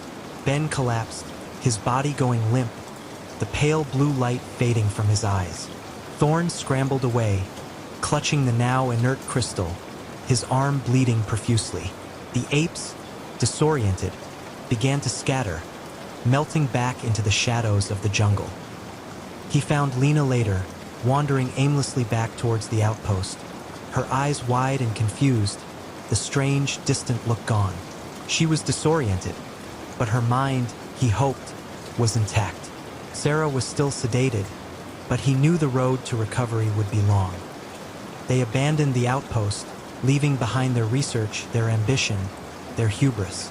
The jungle, once a place of scientific wonder, was now a place of profound, chilling terror. Thorn kept the crystal.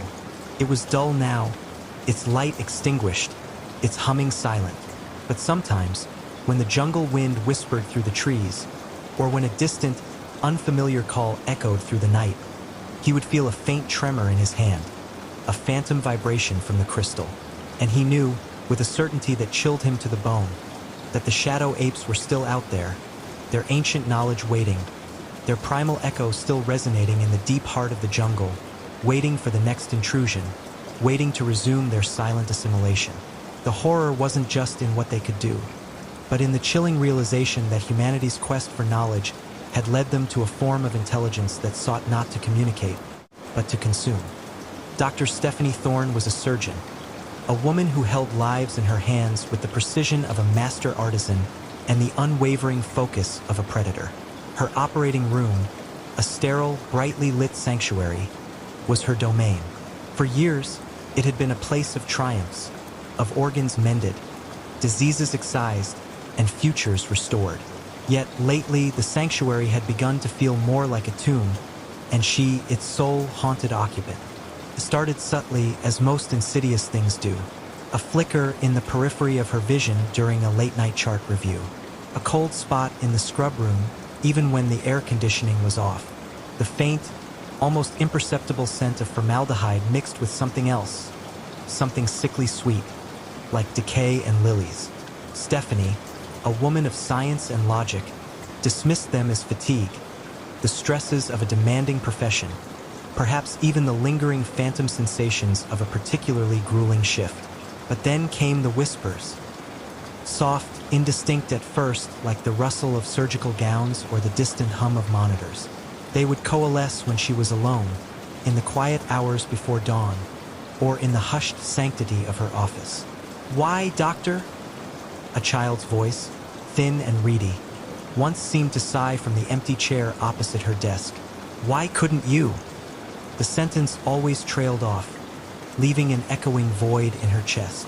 Her first true patient failure had been a decade ago. A young girl, Lily, with a congenital heart defect. Stephanie, then a fresh resident, had been assisting in the complex repair. A sudden, unexpected arrhythmia, a frantic scramble, the flatline. Lily's parents, their faces etched with a grief so profound it seemed to suck the air from the room, had haunted Stephanie's dreams for years. Now, Lily's small, pale face, framed by wisps of blonde hair, would sometimes appear in the reflection of the scrub room mirror, her eyes wide and accusatory. Stephanie would blink, and she was gone, replaced by her own tired, guilt-ridden reflection. The guilt was a constant, gnawing companion, a parasite that fed on her triumphs and amplified her failures. Every successful surgery was a temporary reprieve, a fleeting moment of peace before the inevitable return of the shadows. She had saved hundreds, perhaps thousands, of lives, but it was the ones she hadn't, the ones who had slipped through her fingers like grains of sand, that truly mattered to the growing darkness within her. There was Mr. Henderson, a jovial, retired carpenter who had come in for a routine bypass, a sudden, massive pulmonary embolism post-op. Stephanie had been off call, at home, sleeping soundly while her patient coded.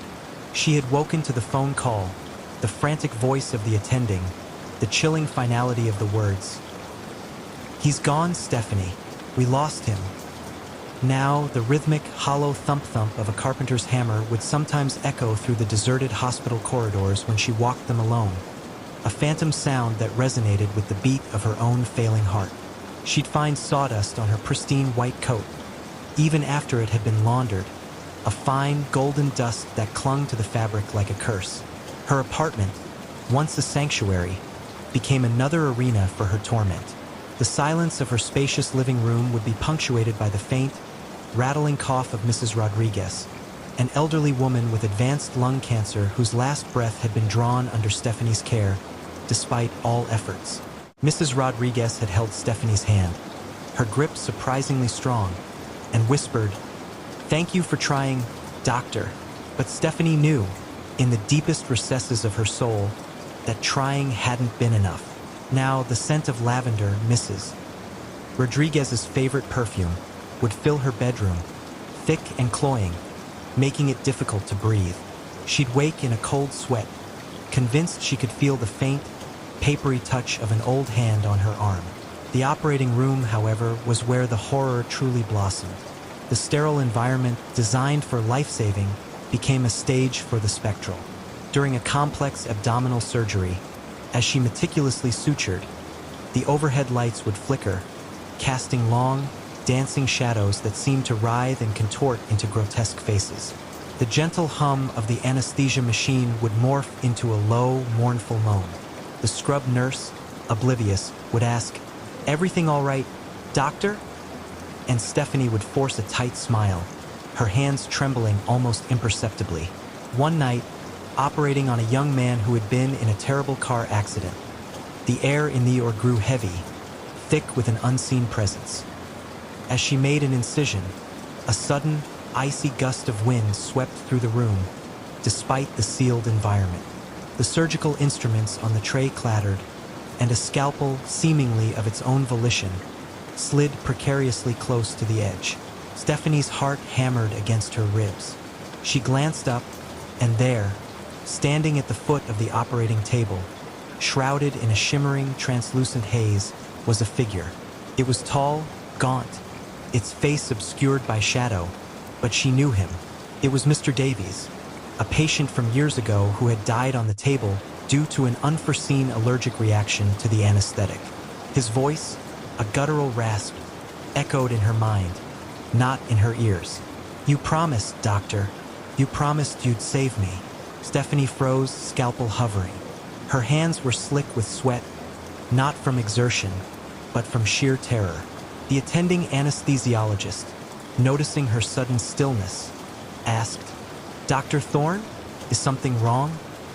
Stephanie shook her head, forcing herself to focus, to push the spectral image away. It was a hallucination, a stress-induced psychosis. It had to be, but the manifestations grew bolder, more personal. They knew her weaknesses, her deepest fears. They knew the exact moments of her failures, replaying them with chilling accuracy. During a quiet moment between cases, she saw a replay of Lily's flatline on the monitor screen, the jagged green line straightening into an agonizingly flat expanse, the sound of the machine's death knell echoing in the empty OR. She heard Mr. Henderson's booming laugh, suddenly cut short by a strangled gasp.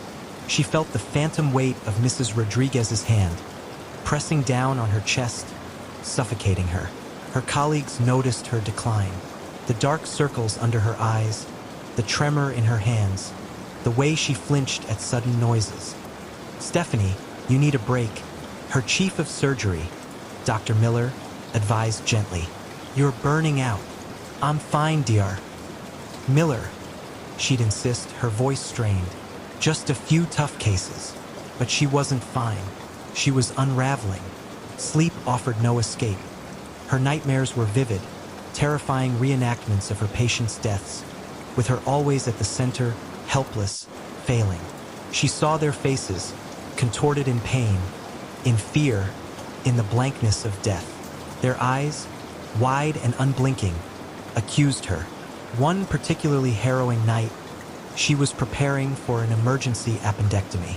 As she scrubbed, the water from the faucet turned icy cold, then scalding hot, then a viscous, reddish-brown. She stared, horrified, as the water swirled down the drain, leaving behind a faint, metallic scent. She looked up at the mirror, and instead of her own reflection, she saw a montage of her failed patients, their faces superimposed over hers, their mouths moving in silent screams, their eyes filled with an eternal, unforgiving sorrow. Lily, Mr. Henderson, Mrs. Rodriguez, Mr. Davies, and countless others whose names she had tried to bury deep within her subconscious. "You let us down, doctor." A chorus of voices whispered, surrounding her, pressing in from all sides. "You failed us." She stumbled back, hitting the wall, her breath catching in her throat. "No," she gasped, tears streaming down her face. "I tried. God, I tried. Trying wasn't enough." Lily's reedy voice echoed, clearer now, closer. "You could have done more. You should have done more." The words pierced her, sharper than any scalpel. They were the very words she had whispered to herself in the darkest hours of the night. The guilt, a festering wound, now felt like a physical entity, pressing down on her, suffocating her. She began to self-medicate, first with over-the-counter sleep aids, then with stronger prescription pills. The pills dulled the edges, but they didn't silence the voices or banish the specters. They only made her more detached, more prone to mistakes. During a routine gallbladder removal, her hand slipped. The patient, a young woman, cried out in pain. Stephanie's vision blurred, the image of Mr. Davies' gaunt face flashing before her eyes. The nurse quickly stepped in, steadying her hand, guiding her. "Are you okay, doctor?" Stephanie nodded, her face pale. She finished the surgery, but the incident shook her to her core. She was a danger to her patients now. The very people she swore to protect were at risk because of her crumbling sanity. She started seeing a therapist, a kind, elderly woman named Dr. Evelyn Reed. Stephanie spoke of stress, of burnout, of the immense pressure of her job. She skirted around the supernatural, terrified of being labeled delusional. Dr. Reed listened patiently, offering coping mechanisms, suggesting a sabbatical. "You carry a heavy burden, Stephanie," Dr. Reed said one session, her voice gentle. "The lives you save and the lives you lose. It's an immense responsibility, but you are only human. You cannot save everyone." "But I should have," Stephanie whispered, the words tearing at her throat. "I could have. If I had been faster, if I had seen it coming." The what-ifs were a tormenting litany, chanted by the unseen choir of her failed patients. One evening, after a particularly draining day, Stephanie found herself alone in the hospital's deserted recovery ward. The fluorescent lights hummed, casting a sickly yellow glow. She walked past the empty beds, each one a stark white canvas for her memories. As she passed one, she heard a faint, shallow breath. She stopped, her heart seizing. A young boy, no older than 10, lay in the bed, his chest barely rising and falling. His face was pale, his lips blue. It was Michael, a boy she had operated on for a ruptured appendix, only for him to succumb to sepsis days later. "Doctor," Michael whispered, his eyes opening, wide and unblinking, fixed on her. "It hurts, doctor. Why did you let it hurt so much?" Stephanie fell to her knees beside the bed, tears streaming down her face. "Michael," she choked out, reaching for him. Her hand passed through his ethereal form. I'm so sorry. I tried everything. I truly did. But it wasn't enough, he said, his voice growing stronger, colder. You didn't fight hard enough. You gave up. No, she cried, shaking her head violently. I never gave up. I fought for you, Michael. I fought for all of you. The room grew cold, the air thick with the scent of antiseptic and despair. The other beds in the ward slowly began to fill. Lily, her small, pale hand reaching out. Mr. Henderson, his chest convulsing with a silent, hacking cough. Mrs. Rodriguez, her eyes clouded with a distant, sorrowful gaze. Mr. Davies, his spectral form towering over her, his eyes burning holes into her soul. A cacophony of whispers filled the room, a swirling vortex of accusations and regrets. My heart, my breath, my life. You took it. You let it go.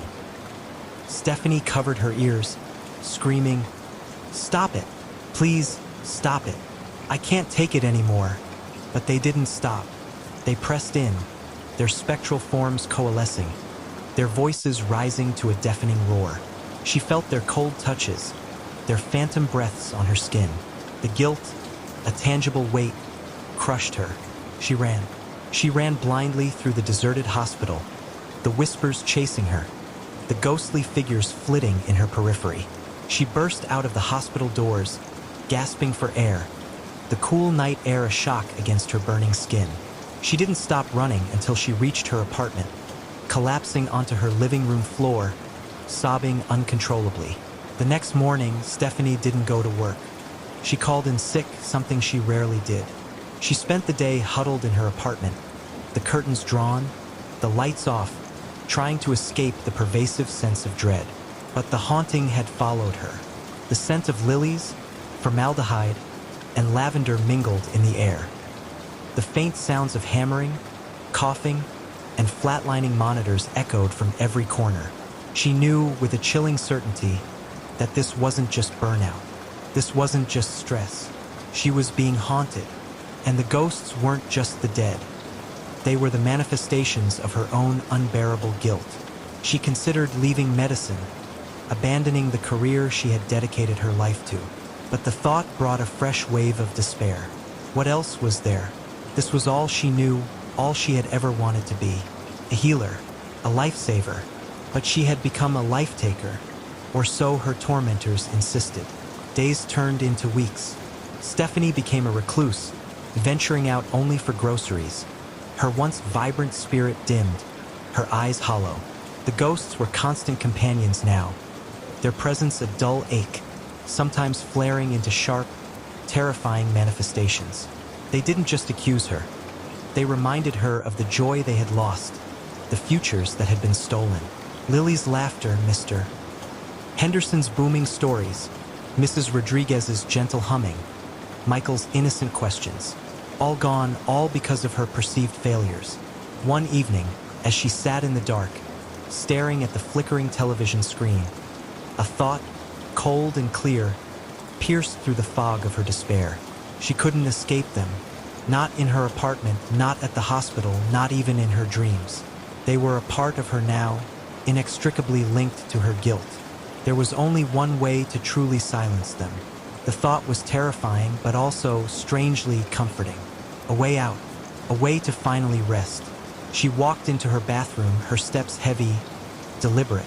She opened the medicine cabinet, her fingers brushing against the familiar bottles. The pills that had offered temporary oblivion now seemed to beckon with a promise of eternal peace. As she reached for the bottle, a shimmering form materialized in the mirror. It was Lily, her small face filled not with accusation, but with a profound sadness. Behind her, other faces emerged, their expressions mirroring Lily's. Mr. Henderson, Mrs. Rodriguez, Michael. They weren't screaming. They weren't accusing. They looked heartbroken. Don't, Doctor. Lily's voice, soft and clear, echoed in the silent bathroom. Don't give up. Not like this. Stephanie froze, her hand hovering over the pills. But, you hate me. she whispered, her voice raw. You blame me. We don't hate you. Mr. Henderson's voice rumbled, a deep, sorrowful sound. We were just lost, and you were the last one we saw. Your guilt is your own prison, Doctor, Mrs. Rodriguez added, her voice a gentle sigh. We are merely echoes of it. Michael's small hand, translucent and shimmering, reached out and seemed to brush her cheek. You tried, Doctor. You really did. The accusations faded, replaced by a wave of profound, heartbreaking empathy. They weren't there to punish her, not truly. They were reflections of her own self-condemnation. Her guilt had given them form, had given them voice. Stephanie stared at their faces in the mirror, their ethereal forms slowly fading, their expressions shifting from sorrow to a faint, almost imperceptible understanding. The room, though still cold, no longer felt oppressive. The scents, though lingering, no longer suffocated. She slowly lowered her hand, pulling it away from the medicine bottle. The peace she had sought in oblivion now seemed possible through a different path. Forgiveness. Not from them, but from herself. It wouldn't be easy. The echoes wouldn't vanish overnight. The guilt was too deeply ingrained. But for the first time in a long time, Stephanie saw a glimmer of hope. She had to learn to live with her failures, to accept that she was human, that she couldn't save everyone. She had to forgive herself for trying her best and still falling short. She turned away from the mirror, leaving the pills untouched. The apartment was still dark, but the overwhelming sense of dread had lessened. She walked to the window and pulled back the curtains, letting the first slivers of dawn light filter into the room. The ghosts might always be there, lingering in the corners of her vision, whispering in the quiet moments. But perhaps, if she could find a way to forgive herself, their voices would become less accusatory and more like distant, sorrowful reminders. Reminders to always try her best, but also to remember her own humanity.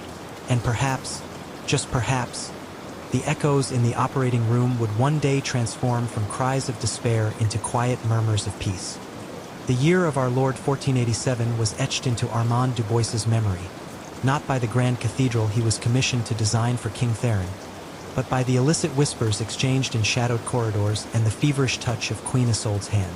Armand Dubois, master architect, a man whose hands shaped stone into soaring testaments of faith and power, found himself building a scaffold of his own demise. His life, once a meticulous blueprint of angles and stresses, had become a chaotic sketch, marred by the dangerous curves of forbidden desire. He had arrived at Castle Ravenwood a year prior, a celebrated artisan from the south, his reputation preceding him like a herald.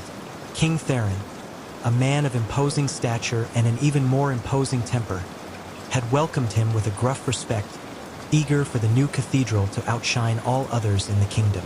But it was Queen Isolde, with her eyes the color of twilight and a spirit caged by her royal duties, who truly captivated Armand. Their initial conversations, ostensibly about architectural aesthetics and the flow of light through stained glass, soon deepened into a clandestine language of longing. Their rendezvous were daring, born of recklessness and a desperate need for connection. The king, often away on hunts or immersed in matters of state, provided the windows of opportunity. Armand, with his intimate knowledge of the castle's labyrinthine passages and hidden nooks, became their guide. The queen's private garden, a forgotten turret chamber, even the echoing crypts beneath the chapel, these became their sanctuaries, each stolen moment a dangerous, intoxicating draught. The scent of jasmine and fear often mingled in those secret places. Armand knew the peril. The penalty for such a transgression was not merely death, but a slow, agonizing public spectacle, a warning etched in blood for all who dared to defy the crown. Yet, the allure of Isolde, the shared vulnerability, the fleeting illusion of freedom, overshadowed the ever-present shadow of discovery. The day the world shattered began innocently enough. Armand was in the great hall, overseeing the placement of a new tapestry depicting a heroic battle. A page, pale and trembling, scurried to him, whispering that the queen requested his presence in her private solar. A thrill, cold and sharp, pierced him. This was unusual. Their meetings were always initiated by him with careful coded messages. He found Isolde not in her solar, but in the antechamber, her face a mask of terror. Her normally vibrant gown seemed dull. Her hands clutched together so tightly her knuckles were white. "Armand," she breathed, her voice a fragile whisper. "We are undone. The king. He knows." The words struck him like a physical blow. The air grew thin. The ornate carvings on the walls seemed to sneer. "How?" he managed, his own voice a hollow rasp. "A maid," she choked, tears finally spilling down her cheeks. "She saw us in the crypt. She was cleaning, hidden behind a sarcophagus. She confessed to the king this morning." A cold dread, more profound than any fear he had ever known, seeped into his bones. The crypt, their most daring, most dangerous tryst. The irony was a bitter taste in his mouth. He, the master of structures, had chosen a tomb for their love. "You must flee, Armand," Isolde urged, grabbing his arm with surprising strength. "Now, before he sends for you.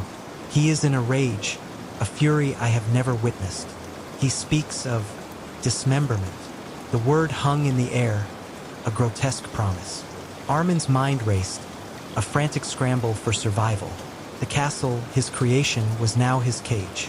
Every archway, every shadowed alcove, every secret passage he had designed, now became potential traps or fleeting avenues of escape.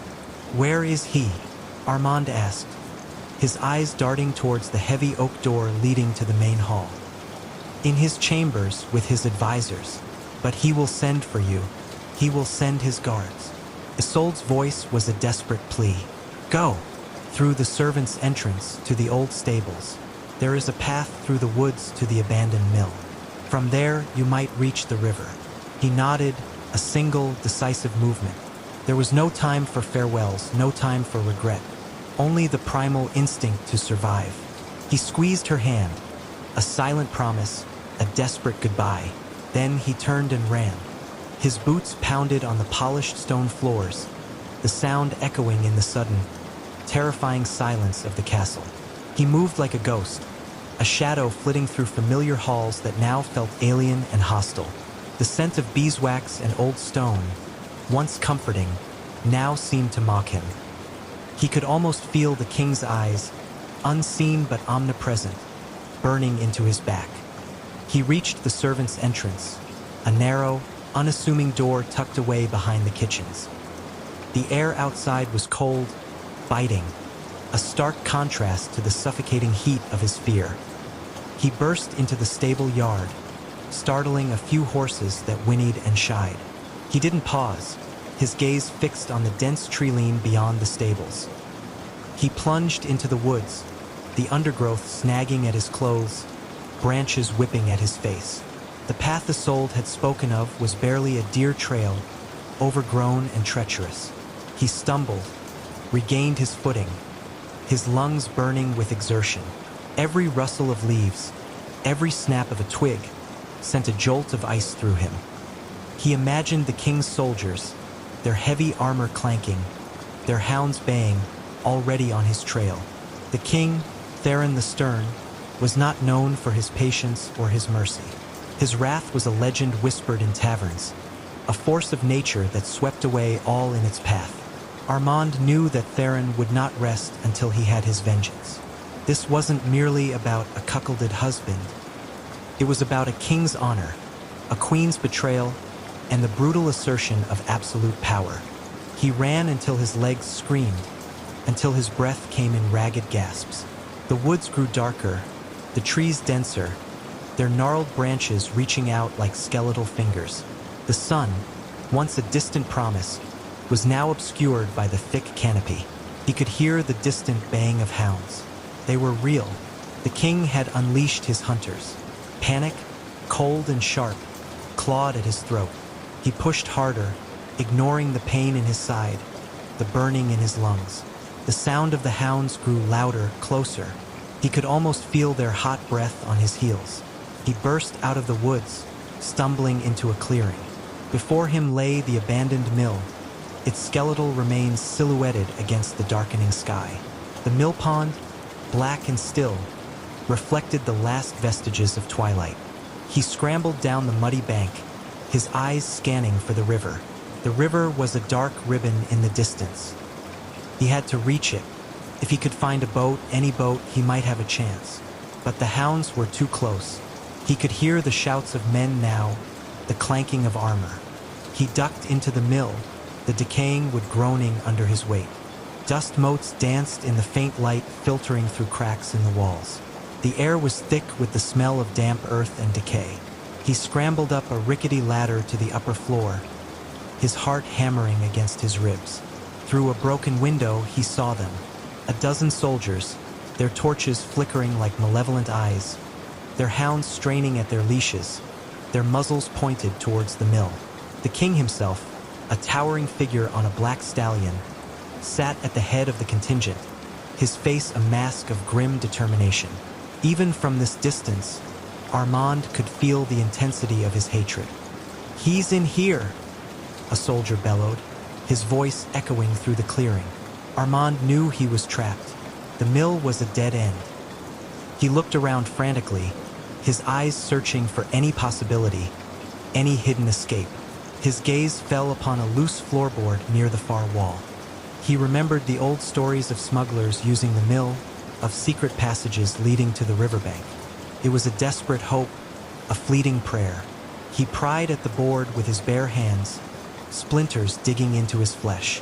The wood groaned, resisted, then finally gave way.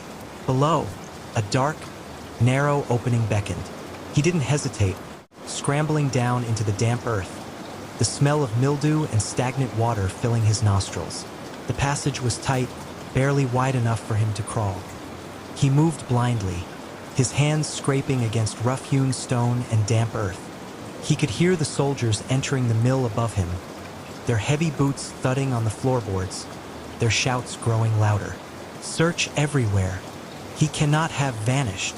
Theron's voice, deep and resonant, boomed through the mill, a chilling pronouncement of his doom. Armand crawled faster, his mind a maelstrom of fear and desperation. The passage seemed endless, the darkness absolute. He imagined the king's men tearing apart the mill, their frustration mounting, their fury escalating.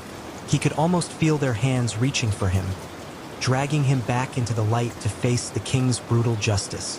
Suddenly, the passage opened into a wider cavern. He could hear the faint murmur of water. He was near the river. He scrambled out, gasping for breath, his body aching, his clothes torn and caked with mud. He emerged onto the riverbank, the wide, dark expanse of the river stretching before him.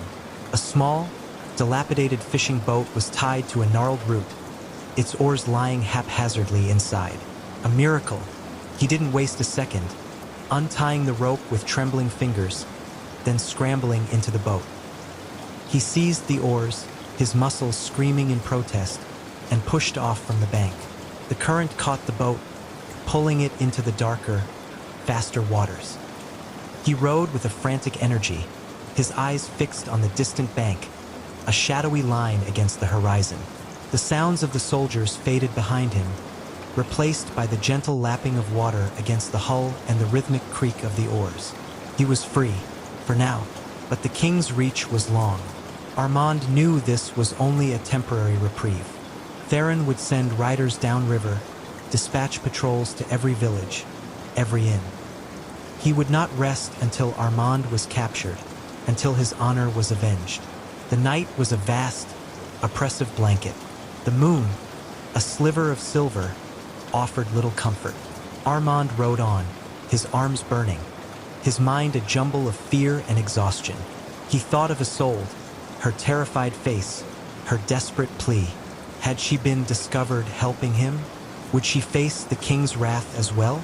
The thought was a fresh stab of agony. He rode until dawn, his body a numb shell, his mind a fog of terror. The river widened, the banks becoming less forested, more open. He saw a small, deserted cove and steered the boat towards it, beaching it gently on the muddy shore. He stumbled out, his legs wobbly, and collapsed onto the damp earth, shivering despite the rising sun. He was alive, but for how long? The next few days were a blur of constant movement and gnawing fear. He traveled by night, hiding in haystacks, abandoned barns, and desolate ruins by day.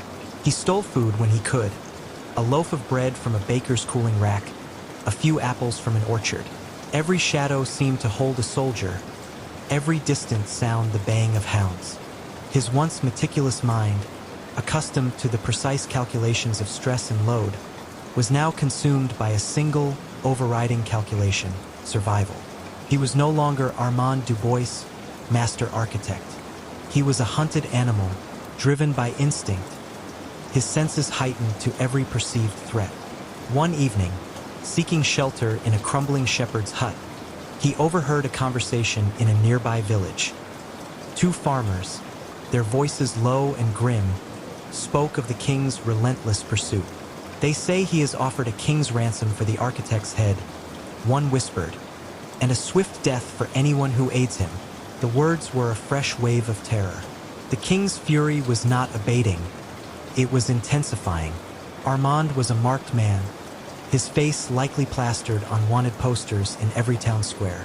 He continued his desperate flight, heading south towards the distant mountains, a place where he hoped to lose himself in the vast wilderness. The journey was arduous, his body growing weaker, his spirit frayed. He walked for days without proper rest, his feet raw and bleeding. The king's shadow seemed to stretch across the entire land.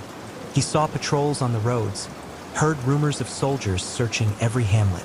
He felt like a ghost, an unseen presence, yet constantly on the verge of being seen. One particularly dark and stormy night, he was crossing a desolate moor. The wind howled, whipping his tattered clothes, and the rain lashed down, blinding him. He stumbled, falling into a deep ditch, his ankle twisting beneath him with a sickening crack. A scream tore from his throat, swallowed by the wind. Pain, sharp and excruciating, shot up his leg. He lay there, helpless, the rain washing over him, his breath coming in ragged sobs. This was it. He was caught. He heard them then, above the wail of the wind, the distant baying of hounds, closer than ever before. And then, the unmistakable clanking of armor. They had found him. He dragged himself, inch by painful inch, through the mud, trying to find some cover, some refuge. But there was none.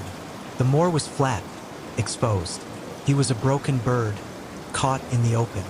The torches appeared first, flickering through the driving rain, like malevolent eyes in the darkness.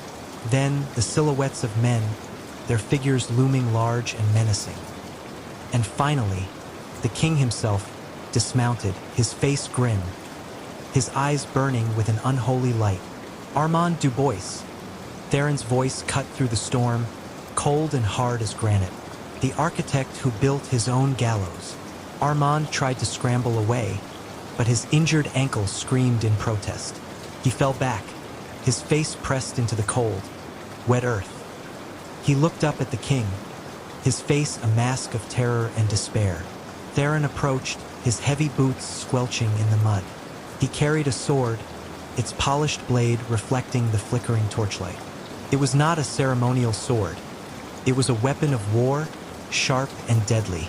"You dared to defile my queen," Theron hissed, his voice low and venomous. "You dared to spit upon my honor.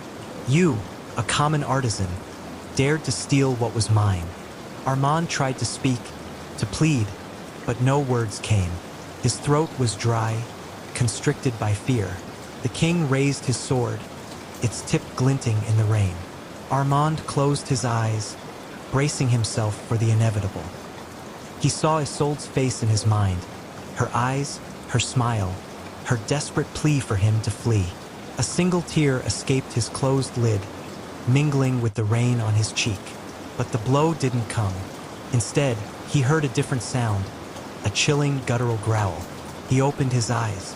Theron stood over him, but his gaze was not on Armand. It was fixed on something beyond him in the driving rain.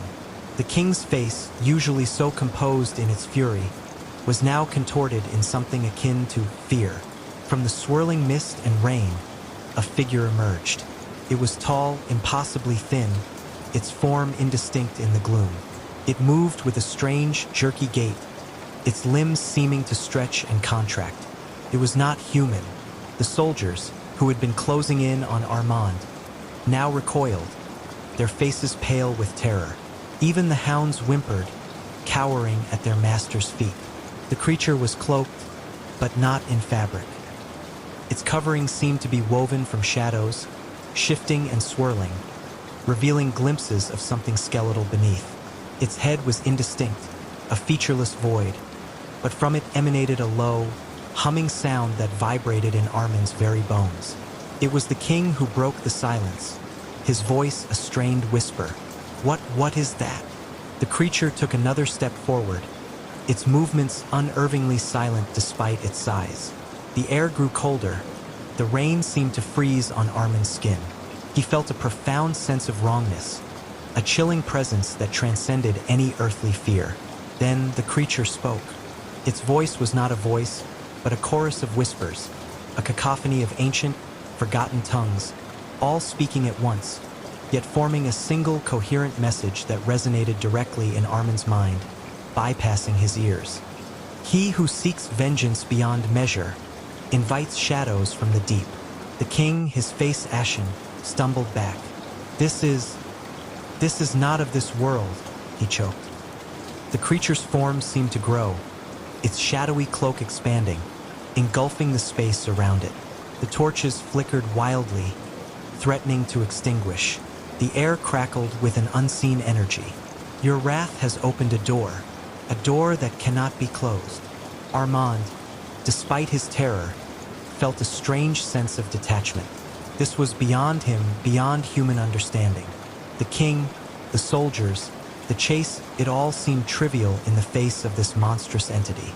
The creature turned its featureless head towards Armand. He felt a searing cold pass through him, a touch that seemed to drain the very warmth from his soul. He saw, not with his eyes, but with his mind, a fleeting glimpse of something ancient, something that had existed before time, before kings, before cathedrals. Then the creature focused its attention back on the king. The shadowy cloak swirled, and from its depths, tendrils of darkness reached out, not physical, but ethereal, like grasping fingers of pure night. Theron screamed, a sound of pure, unadulterated terror, unlike any sound Armand had ever heard from the proud monarch. The tendrils wrapped around the king, not physically restraining him, but seeming to seep into his very being, draining his vitality, his essence. The king's body began to shrivel, his imposing stature shrinking, his skin turning gray and papery. His eyes, once burning with fury, now held only a desperate, hollow despair. He aged decades in mere seconds, his hair turning white, his face collapsing into a skeletal mask. The soldiers, paralyzed by fear, could only watch in horror as their king was consumed by the encroaching shadows. One by one, they too began to feel the chilling touch of the entity, their own forms wavering, their strength draining. Armand watched, unable to move, unable to look away. The creature was not attacking with violence, but with an insidious, soul-devouring presence. It was a horror beyond comprehension, a consequence of the king's unchecked rage, a manifestation of the darkness he had unleashed. The storm raged, the wind howled like a banshee, and the rain continued to fall, washing over the dying forms of the king and his men. The creature, its form still indistinct, seemed to absorb their life force, growing subtly larger, its hum deepening into a resonant thrum. Finally, with a last shuddering gasp, King Theron collapsed, a withered husk, his sword clattering uselessly in the mud. The soldiers followed, their bodies dissolving into dust as the shadowy tendrils receded back into the creature's form. The creature turned its attention back to Armand. He braced himself, expecting the same fate. But instead, the chorus of whispers returned, softer this time, almost mournful. The architect of his own ruin, and the witness to a truth not meant for mortal eyes. Then, as suddenly as it had appeared, the creature began to recede, its shadowy form dissolving into the driving rain and the swirling mist. The cold began to lift, the air returning to its normal chill. The wind softened, the rain lessened, and the moor, once a scene of unimaginable horror, was now merely a desolate, rain-swept landscape. He was free, but the freedom felt like a curse. He carried a secret that would forever haunt his waking hours. The old house stood on a bluff overlooking the churning, slate-gray waters of the North Atlantic. It wasn't just old. It was ancient, its timbers groaning under the weight of centuries, its windows like vacant eyes staring out at the endless horizon. Locals called it Blackwood Manor, though no one had lived there for 50 years. Not since the disappearances. Dr. Silas Croft, a man whose life had been a series of calculated risks and academic pursuits, saw it as the ultimate challenge. A reclusive folklorist, he was obsessed with the liminal spaces where history bled into myth. Blackwood Manor, with its chilling local legends of vanishing families and spectral whispers carried on the sea wind, was his white whale. He'd secured a temporary permit from the distant, indifferent historical society, packed his recording equipment, notebooks, and a healthy dose of skepticism, and arrived on a Tuesday in late October. The air was thick with the scent of pine and salt, a bracing, melancholic perfume. The drive up the winding, overgrown lane was a tunnel of gnarled trees, their branches skeletal fingers against the bruised sky. As he stepped out of his battered Land Rover, the silence was profound, broken only by the distant roar of the ocean and the rustle of dry leaves underfoot. The house loomed, a monolithic shadow against the fading light. Its clapboard siding was peeling like sunburnt skin, and the porch sagged precariously. Inside, the air was colder, heavier. Dust motes danced in the sparse shafts of light that pierced the grimy windows. Every surface was coated in a thick layer of grime, the remnants of decades of neglect. Silas moved through the echoing rooms, his footsteps loud on the decaying floorboards. The grand staircase, once a centerpiece, now looked like a skeletal spine, its banister splintered. He set up his base in what must have been the library, drawn by the faint, lingering scent of old paper and the sturdy, built-in shelves, though they were long empty. He unrolled his sleeping bag, set up his portable stove, and arranged his equipment. The first night was uneventful, a testament, he thought, to the power of suggestion and overactive imaginations. He spent hours recording the ambient sounds, the creaking of the house, the wind whistling through broken panes, the rhythmic crash of waves against the cliffs below. Nothing supernatural, yet on the third night it began, a faint, almost imperceptible whisper, like dry leaves skittering across a stone floor. It seemed to emanate from the walls themselves, a low, sibilant murmur that defied his attempts to pinpoint its source. He tried to record it, but his sensitive microphones picked up only static and the usual house noises. He dismissed it as the wind, or perhaps the settling of old wood. But the whispers grew. They coalesced, forming indistinct patterns, like words just beyond the edge of comprehension. He found himself straining, leaning closer to the walls, his heart thudding a frantic rhythm against his ribs. One evening, as he sat by the dying embers of his small fire, a distinct word seemed to form: lost. Silas, despite his academic detachment, felt a prickle of unease. He started exploring the house with a new intensity, searching for hidden passages, secret rooms, anything that might explain the auditory phenomena. He found nothing. The house was a simple, albeit large, structure. The whispers became more insistent, more personal. They seemed to call his name, twisting it into something alien and guttural. Silas, come find us. His sleep became fractured, haunted by vivid, unsettling dreams of dark, swirling water and skeletal hands reaching from the depths. He started seeing things in his peripheral vision, fleeting shadows, distortions in the dust-filled air. He'd whip his head around, but they would vanish, leaving him alone in the oppressive silence. One morning, he found a child's drawing on the dusty floor of the master bedroom, a room he had meticulously swept clean just the day before. It was a crude sketch of a family holding hands, their faces smiling, but the eyes were hollow, empty circles. Below it, scrawled in what looked like dried mud, were the words, "They drowned us." A cold dread seeped into Silas's bones. This wasn't just wind or settling timbers. This was something else entirely. He remembered the local legends, the stories of the Blackwood family who had vanished without a trace. Their boat found adrift and empty. The whispers, the drawing, it all pointed to a tragedy, not just a haunting. He spent the next few days poring over old newspaper clippings he'd brought with him. The Blackwood family, a father, a mother, and 2 young children, disappeared during a sudden, violent storm 50 years ago. No bodies ever recovered. The house had been abandoned shortly after. The whispers now were almost constant, a cacophony of overlapping voices, filled with a profound sorrow and a chilling anger. He could distinguish individual voices now, a man's deep rumble, a woman's soft lament, and the high, reedy cries of children. They spoke of the storm, of the boat capsizing, of the cold, crushing embrace of the sea. But there was something more, something insidious. They spoke of betrayal. "He pushed us." A child's voice whispered directly into his ear one night, so close he felt a phantom breath on his neck. Silas leaped back, knocking over a stack of books. His flashlight beam cut through the darkness, revealing nothing but empty space. He realized the "they" in the drawing's message wasn't the sea. It was someone specific, the father. Driven by a morbid curiosity and a growing sense of responsibility, Silas descended to the rocky beach below the bluff.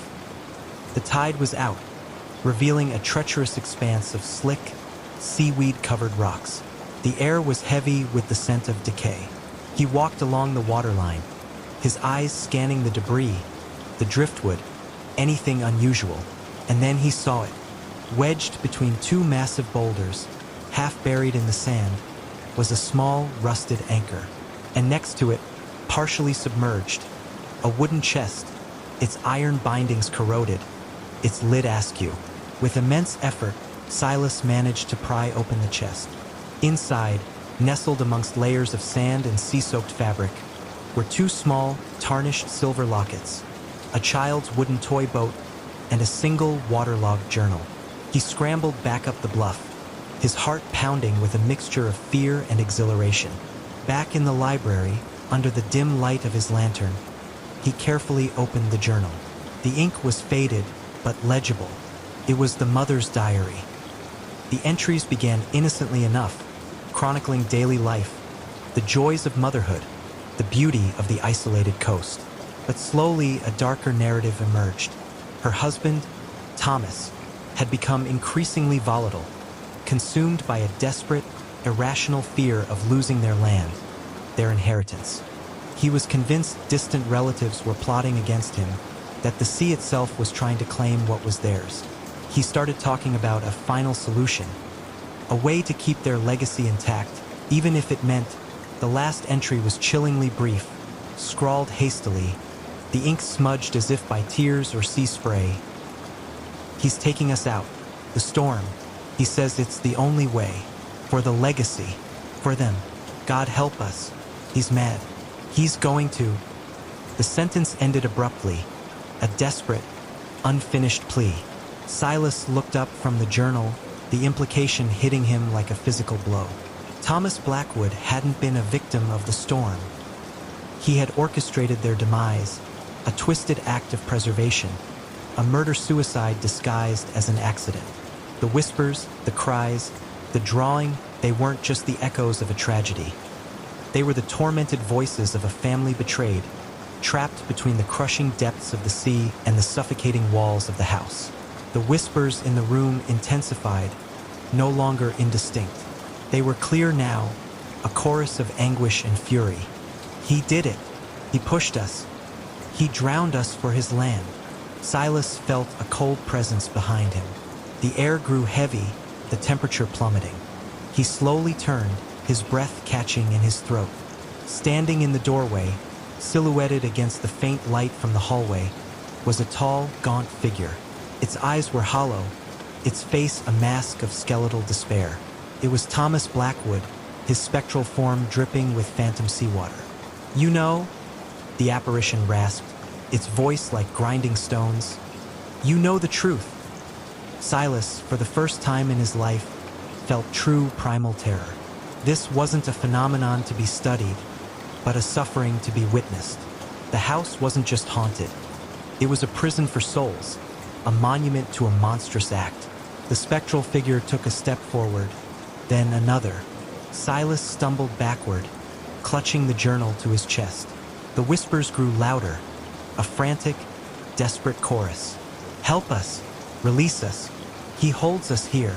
He knew then what he had to do, not just to document, but to intervene. The spirits weren't just residual energy. They were conscious, trapped, and they wanted justice, or at least release. He fled the library, the spectral Thomas Blackwood advancing slowly, inexorably. Silas ran through the decaying house, the whispers guiding him, urging him towards the cliff's edge. He reached the precipice, the wind whipping his hair, the waves crashing far below. The ghost of Thomas Blackwood stood at the edge of the bluff, his hollow eyes fixed on the churning sea. The whispers swelled, a desperate plea for Silas to act. He understood. The spirits were bound to the place of their demise and the place of their betrayal. To break the cycle, the truth had to be revealed, and the symbol of their torment of the house had to be cleansed. Silas knew he couldn't stay. He had the journal, the proof. He had to share their story, to give them the voice they had been denied. As he turned to leave, the whispers softened, a faint, melancholic sigh of gratitude. He glanced back. The figure of Thomas Blackwood remained at the cliff's edge, a solitary, tormented sentinel, staring into the abyss he had created. The other whispers had faded, perhaps finding a momentary peace. Silas left Blackwood Manor that night, not with the academic satisfaction he had sought, but with a profound sense of sorrow and a chilling understanding of the depths of human depravity and the enduring power of suffering. He published the journal, anonymously, letting the truth of the Blackwood family's fate echo across the world. The house still stands, a silent sentinel over the sea, but the whispers, they say, are now softer, less tormented, perhaps finally at rest. Or perhaps they are just waiting for the next curious soul to listen. The iron gates groaned, a sound like a dying beast, as they clanged shut behind them. Julian shivered, pulling his wife, Clara, closer. The air within the walls of Blackwood Asylum was thick with the scent of dust, decay, and something else, something metallic and faintly sweet, like old blood. "Are you sure about this, Julian?" Clara whispered, her voice barely audible above the rising wind that whistled through the broken windows of the main building. Her grip on his arm was tight, almost painful. Julian, a self-proclaimed urban explorer and a man who thrived on adrenaline, forced a confident smile. "It's the ultimate thrill, love. Blackwood's been abandoned for 50 years. No one's been inside since the incident." He didn't need to elaborate. Everyone in the region knew the whispered tales of Blackwood. The sadistic head doctor, the experimental treatments, the mass disappearances, and the final brutal riot that had left the asylum a haunted shell. They had bribed a local kid to unlock the gates, promising him a hefty sum for the exclusive access. Now, standing in the overgrown courtyard, surrounded by the skeletal remains of forgotten rose bushes and the ominous, towering edifice of the asylum, Julian felt a prickle of unease that even his bravado couldn't entirely dispel. A sudden, sharp giggle echoed from the shadows of the crumbling chapel to their left. Clara gasped, burying her face in Julian's shoulder. "Who's there?" Julian called out, his voice betraying a tremor. Two figures emerged from the gloom, identical in every way, like mirror images. Twin girls no older than 10, with long, stringy black hair and eyes that seemed too old, too knowing for their young faces. They wore tattered, faded white dresses that might once have been hospital gowns. "You shouldn't be here," one of them said, her voice a reedy whisper that carried an unsettling resonance. "It's not safe," the other finished, her words perfectly synchronized. Clara pulled away from Julian, her eyes wide with terror. "Children, what are you doing here?" The twins merely stared, their expressions unreadable. A chill that had nothing to do with the evening air snaked down Julian's spine. "We're just exploring," he managed, trying to sound casual. "Who are you?" "We live here," they said in unison, their heads tilting in perfect synchronicity. Before Julian or Clara could react, a heavy, metallic thud echoed from behind them. They spun around. The massive iron gates, which had been left slightly ajar, were now slammed shut, secured by a thick, rusted chain and a padlock that certainly hadn't been there moments before. "No!" Julian yelled, rushing forward and rattling the bars. The padlock was new, gleaming faintly in the twilight. "This isn't funny. Open the gates." The twins giggled again, a sound that grated on their nerves. "You're locked in," they chanted, their voices rising in a macabre sing-song. "Locked in with us." Panic began to claw at Clara. "Julian, what do? We have to get out." He tried to force open the gates, but they were unyielding. The padlock was solid. He looked back at the twins, who were now standing perfectly still, watching them with those unervingly ancient eyes. "Who locked us in?" Julian demanded, his voice hoarse. "He did," they whispered, pointing towards the main building. "The doctor." A new wave of fear washed over Julian. The doctor was a legend, a boogeyman from the asylum's dark past. He was supposed to be dead. "That's impossible," Clara whimpered, clinging to Julian again. "He's been dead for decades." The twins simply smiled, a slow, unsettling stretch of their lips that showed too many teeth. "He never left." The wind picked up, howling like a banshee, and the last vestiges of daylight faded, plunging the asylum grounds into a deep, oppressive gloom. Julian knew they had to find shelter inside. The thought of spending the night out in the open, with these strange children and the locked gates, was unbearable. "All right," Julian said, trying to project an air of calm he didn't feel. "Let's go inside. We'll find another way out." The main entrance was a grand, Gothic affair, its massive wooden doors scarred and warped by time. As they pushed them open, a wave of stale, cold air washed over them, carrying with it the persistent, cloying scent. The interior was a cavernous hall, dust motes dancing in the faint moonlight filtering through the grimy skylights. Shadows stretched and twisted, creating monstrous shapes on the walls. "It's so cold," Clara muttered, rubbing her arms. "We need to find a way to call for help," Julian said, pulling out his phone. No signal. Of course, the twins had followed them inside, their footsteps unervingly silent on the cracked marble floor. They stood a few feet behind Julian and Clara, their gazes fixed on the couple. "The doctor likes new patients," one twin said. "He likes to play," the other added. A sudden, sharp clang echoed from deeper within the asylum, followed by a low, guttural moan. Clara shrieked. "What was that?"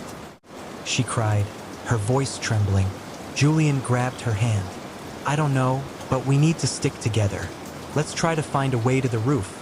Maybe we can signal someone." They moved cautiously through the decaying corridors. The asylum was a labyrinth of peeling wallpaper, shattered light fixtures, and overturned furniture. Every shadow seemed to hold a lurking presence. Every creak of the old buildings sounded like a footstep. They passed a room with a rusted, bolted door. A faint scratching sound came from within, rhythmic and persistent. Julian hesitated, then pulled Clara away. He didn't want to know what was in there. As they ascended a grand, sweeping staircase, its banisters splintered and rotten, the air grew colder, and the metallic scent intensified. They reached the second floor, which seemed even more desolate than the first. The doors to the patient rooms lined the hallway, many of them hanging open, revealing empty, dust-filled spaces. "Look," Clara whispered, pointing to a series of framed photographs on the wall. They were old, sepia-toned images of stern-faced doctors and nurses, and rows of patients with vacant, haunted eyes. One photo, larger than the others, showed a man with a severe, unsmiling face and piercing dark eyes. He wore a pristine white coat. "The doctor," the twins said from behind them, their voices a sudden, chilling presence. They had appeared silently, as if materializing from the shadows. "He watches." Julian felt a surge of anger mixed with his fear. "Stop it. Stop trying to scare us." The twins simply giggled, their eyes glinting in the faint light. Suddenly, a door at the end of the corridor creaked open, revealing a sliver of inky blackness. A faint, rhythmic thumping sound emanated from within. "What's in there?" Clara whispered, her voice barely a breath. "The therapy room," the twins chimed. "He's waiting." Julian, despite his growing dread, felt a perverse curiosity. He slowly approached the door, Clara clinging to his arm. As he peered inside, the thumping grew louder, and he saw it. A single bare light bulb swinging slowly from the ceiling, casting grotesque, dancing shadows. In the center of the room was a worn, leather-strapped chair, and beside it, a collection of gleaming, wicked-looking surgical instruments laid out on a rusted trolley. A figure sat in the chair, its back to them. It was a man, dressed in a tattered, blood-stained white coat. His head was bowed, and the thumping sound seemed to come from his rhythmic, almost mechanical breathing. "Hello," Julian called out, his voice cracking. The figure slowly, agonizingly slowly, raised its head. Julian gasped. The face was a nightmare. Skeletal, with hollow eye sockets and a gaping maw where the nose should have been.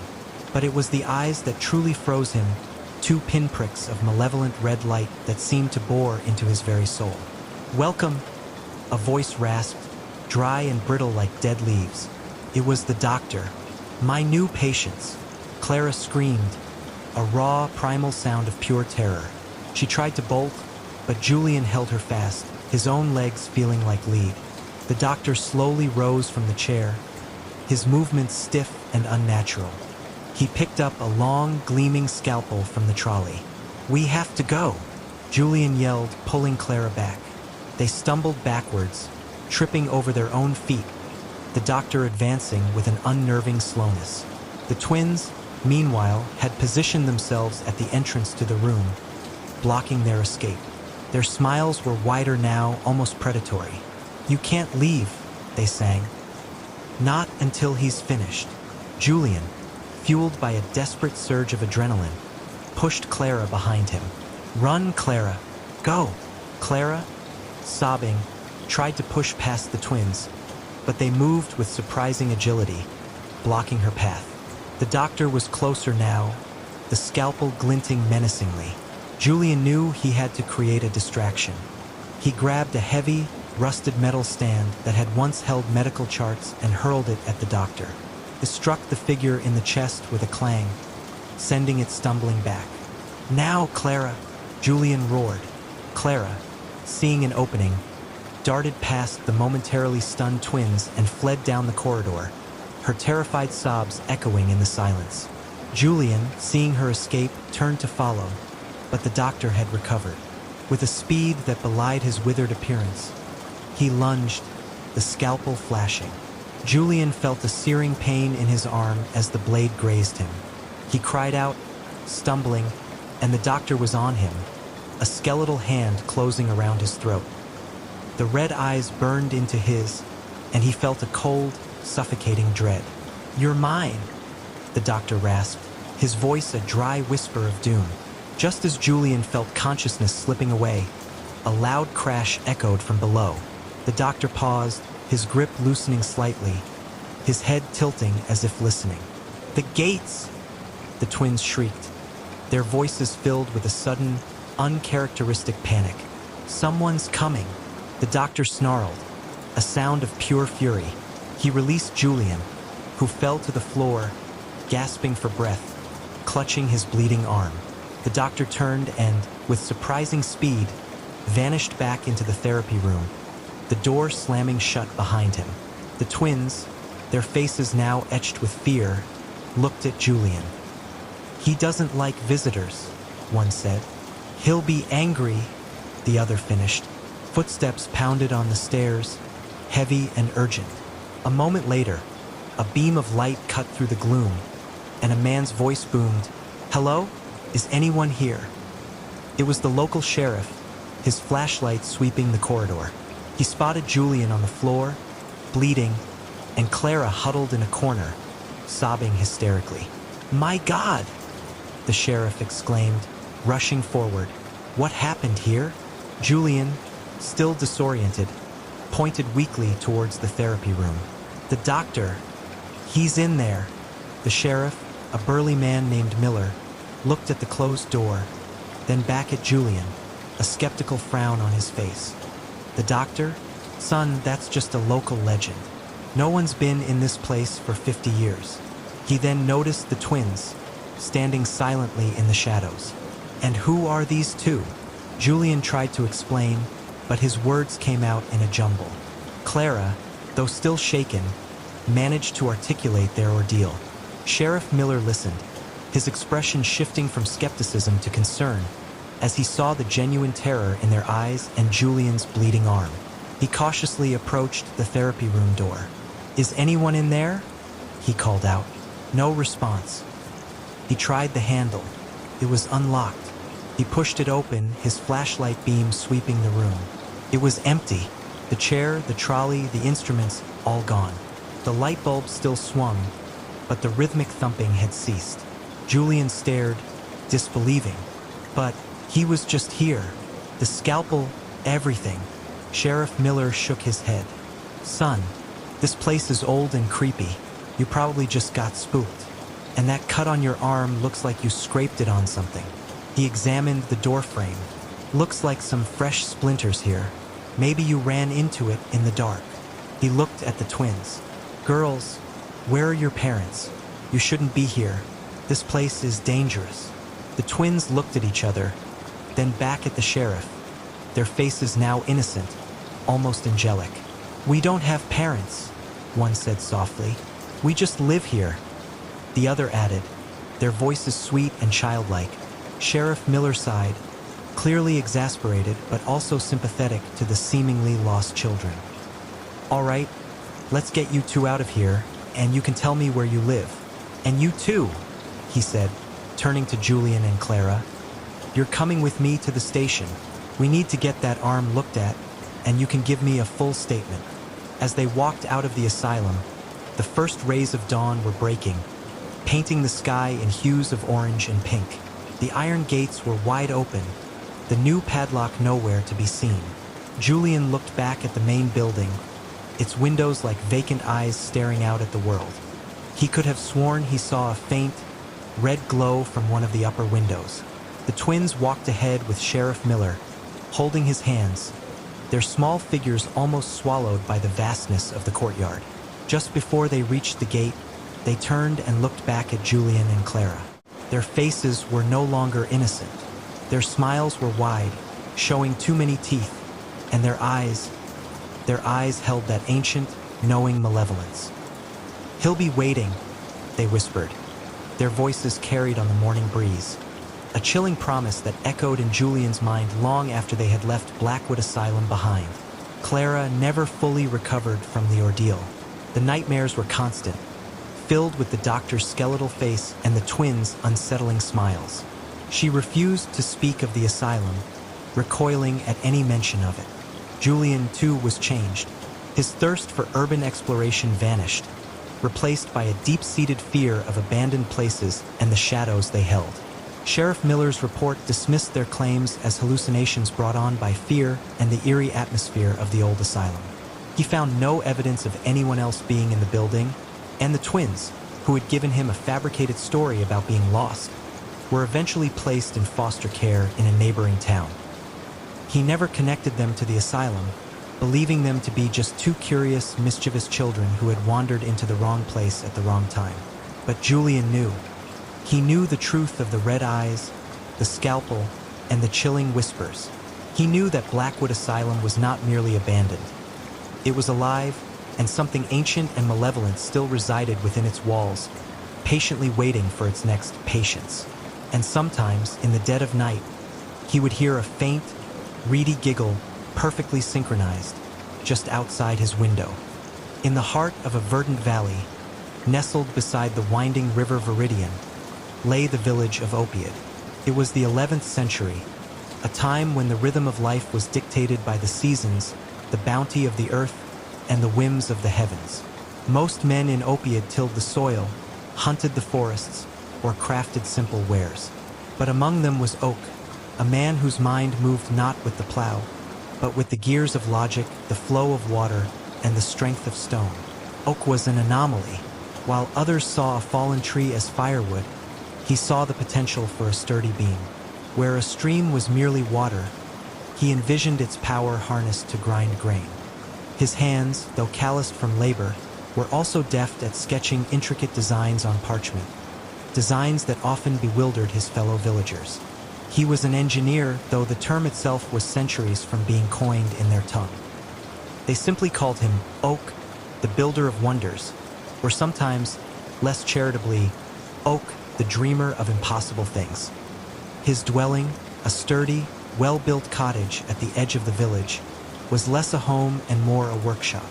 It was filled with strange contraptions. Levers he'd fashioned, gears carved from seasoned oak, and models of water wheels that spun silently on his workbench. His greatest joy was not in the harvest, but in the meticulous planning and execution of a project, in seeing an idea take tangible form, serving the needs of his community. For generations, Opiid had prospered, its fields watered by the reliable Viridian. But the last 2 summers had been cruel.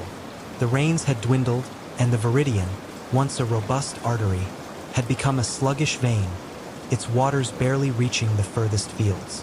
The crops, the very lifeblood of Opiid, withered under the relentless sun. Desperation began to creep into the villagers' eyes, a fear more potent than any raiding party. Elder Thistle, his face a roadmap of Opiid's history, summoned Oak to the communal hall. "Oak," he began, his voice raspy with worry. "The river fails us. The gods are displeased, or perhaps the earth itself grows weary. Our granaries will be empty before winter's first frost. We need water, Oak, more water than the Viridian now provides." A murmur of agreement rippled through the gathered villagers. Some spoke of prayers, others of sacrifice. But Oak, his gaze distant, was already calculating. He knew the gods were not to blame for the lack of rain, nor the earth for its weariness. The problem was one of distribution, of access. "Elder Thistle," Oak said, his voice calm. "The Viridian is low, yes, but there are other sources. High in the hills to the north, where the snows linger longest, there is the Whispering Spring. Its waters flow year-round, cold and clear. If we could bring that water to Opiid, our fields would flourish once more." A gasp went through the hall. The Whispering Spring was known, but it was a journey of a day and a half, across treacherous terrain, through dense forests and over rocky ridges. To bring its water to Opiid seemed an impossible feat. "Bring it?" scoffed Boren, the village blacksmith, a man of brawn, not vision. "Are we to carry it in buckets, Oak? 1,000 buckets for 1,000 days?" Oak smiled faintly.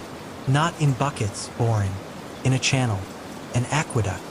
Silence descended, heavy and disbelieving. An aqueduct. The word itself sounded like something from ancient legends, tales of grand empires long crumbled to dust.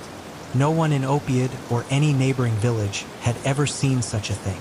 "It is a monumental undertaking," Oak continued, undeterred by their skepticism. "It will require stone, wood, and many hands.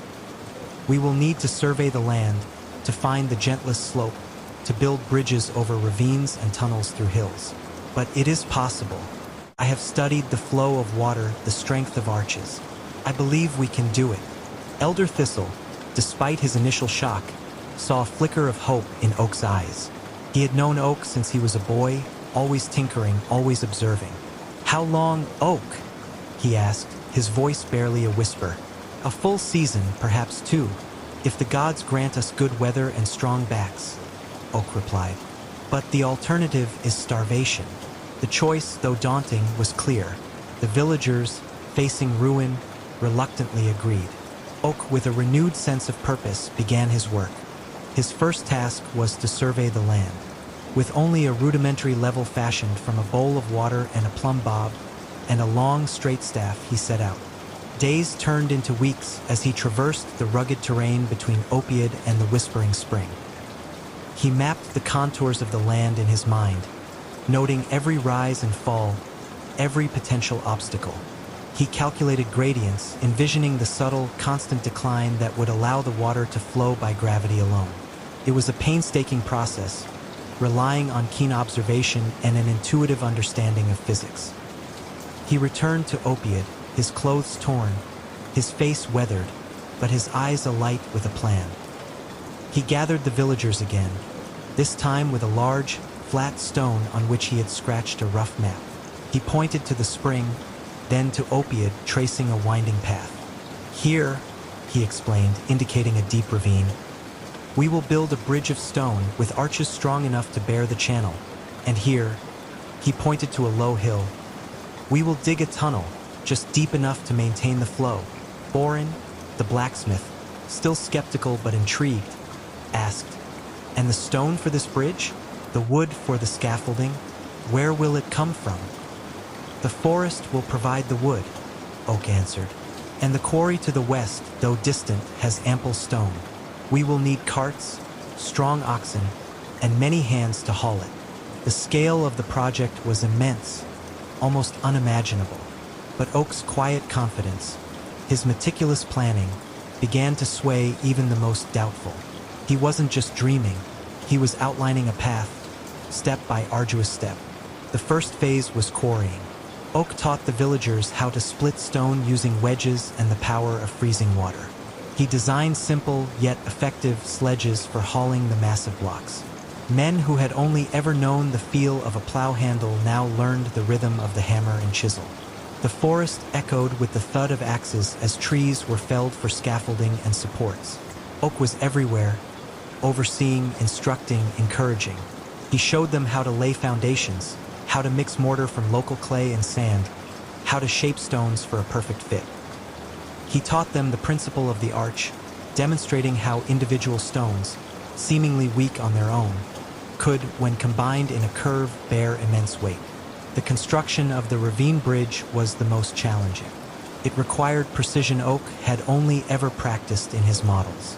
He devised a system of ropes and pulleys, using the leverage of tall trees to hoist the heavy stones into place. Days were long, filled with the grunts of straining men, the clang of tools, and Oak's calm, steady instructions. There were setbacks, of course. A poorly placed stone would shift, a section of scaffolding would creak ominously, sending hearts into throats. But Oak, unflappable, would assess the problem, devise a solution, and urge them onward. He faced not just physical challenges, but human ones. Some workers grew weary, their faith in the impossible project wavering. Others grumbled about the endless labor, the missed harvests.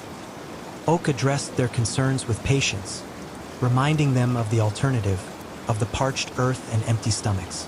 He shared his vision, painting a picture of Opiid flourishing again, its fields green, its granaries full.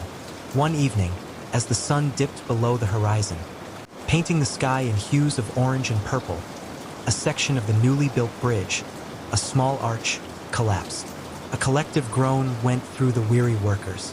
Borin threw down his hammer in frustration. "It's cursed Oak. The gods do not wish this channel built." Oak walked to the fallen stones, examining them closely. He ran his hand over the broken edges, then looked at the remaining structure. "No curse, Borin," he said, his voice calm despite the exhaustion in his eyes. "A miscalculation. The mortar in this section was too thin, or perhaps the stone was flawed. We will rebuild it, stronger." He spent the night re-examining his plans, adjusting his measurements, and by dawn, he had a revised approach. He showed the men how to test the strength of each stone, how to ensure the mortar was mixed to the perfect consistency. Slowly, painstakingly, they rebuilt the collapsed section, and this time it held. The incident, though a setback, ultimately strengthened their resolve and their trust in Oak's methods. The tunnel through the hill was another formidable task.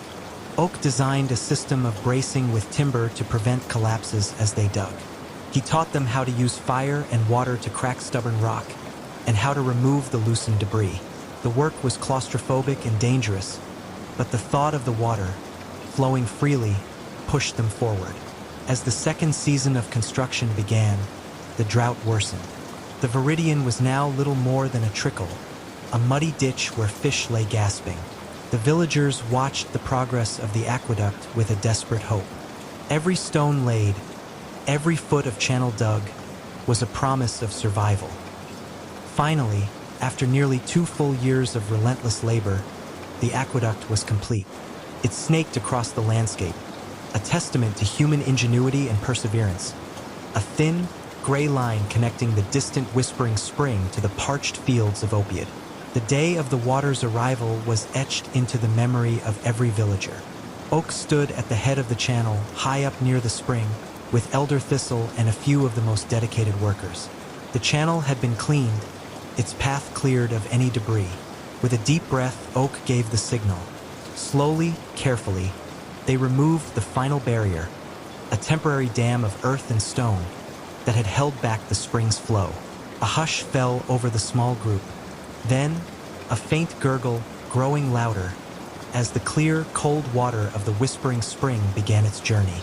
It flowed, tentatively at first, then with increasing confidence, down the channel Oak had designed, over the bridge he had built, and through the tunnel he had dug. Word spread like wildfire through Opiate. Villagers rushed to the edge of their fields, their eyes wide with anticipation. And then they saw it, a shimmering ribbon of water, catching the morning sun, flowing steadily towards them. A cheer erupted, a joyous, tearful sound that echoed through the valley. Children splashed in the cool water as it filled the irrigation ditches, their laughter a melody Opiate had not heard in too long. The fields, once brown and brittle, slowly began to drink. Within days, a faint green blush appeared, a promise of life renewed. The granaries, which had seemed destined for emptiness, would now be filled. Oak, standing by the newly flowing channel, felt a profound sense of satisfaction. It wasn't the cheers or the accolades that moved him most, but the sight of the water itself, fulfilling its purpose, bringing life to the land. He had taken an idea, a dream, and made it real using the principles of the earth itself. His reputation spread far beyond Opiate. Travelers spoke of the water miracle of Opiate, and soon other villages, facing their own challenges, sought his counsel. He helped them build better mills, design more efficient plows, and construct sturdier homes.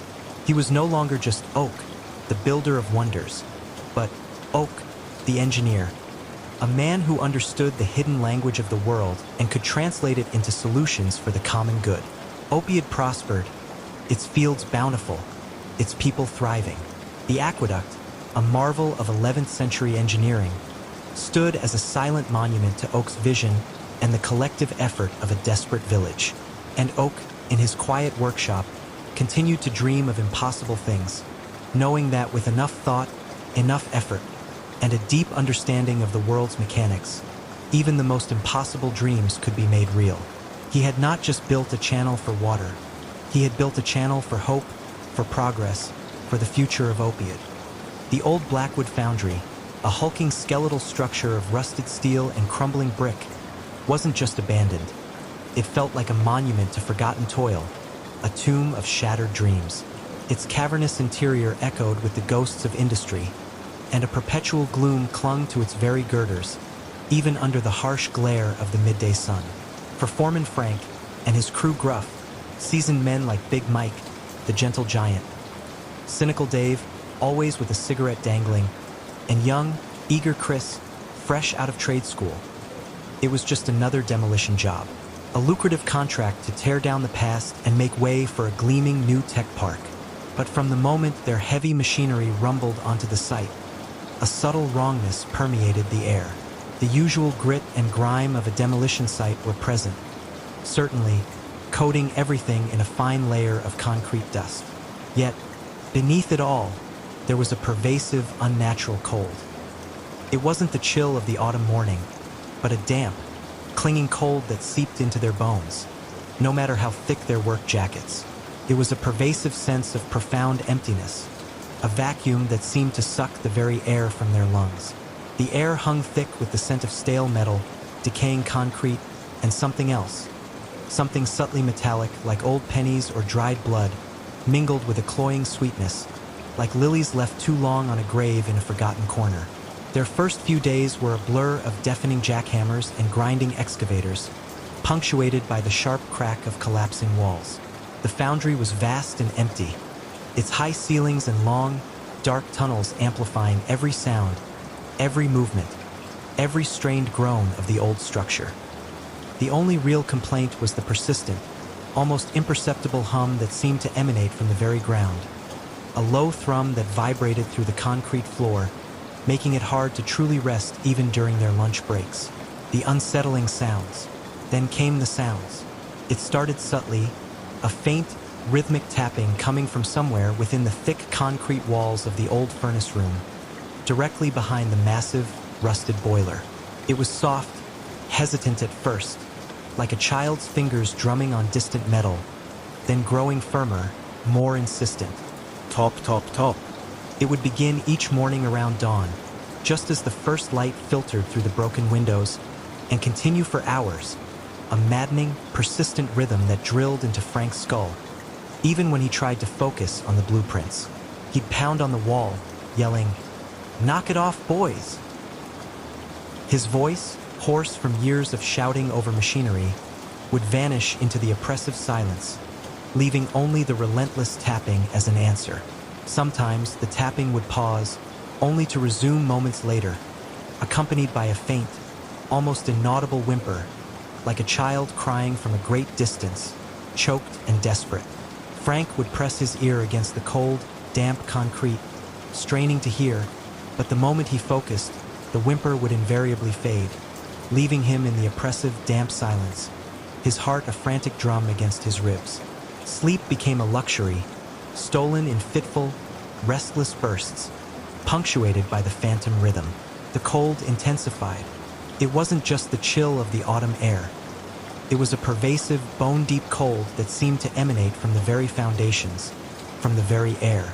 It clung to them, a constant, physical manifestation of an unseen presence.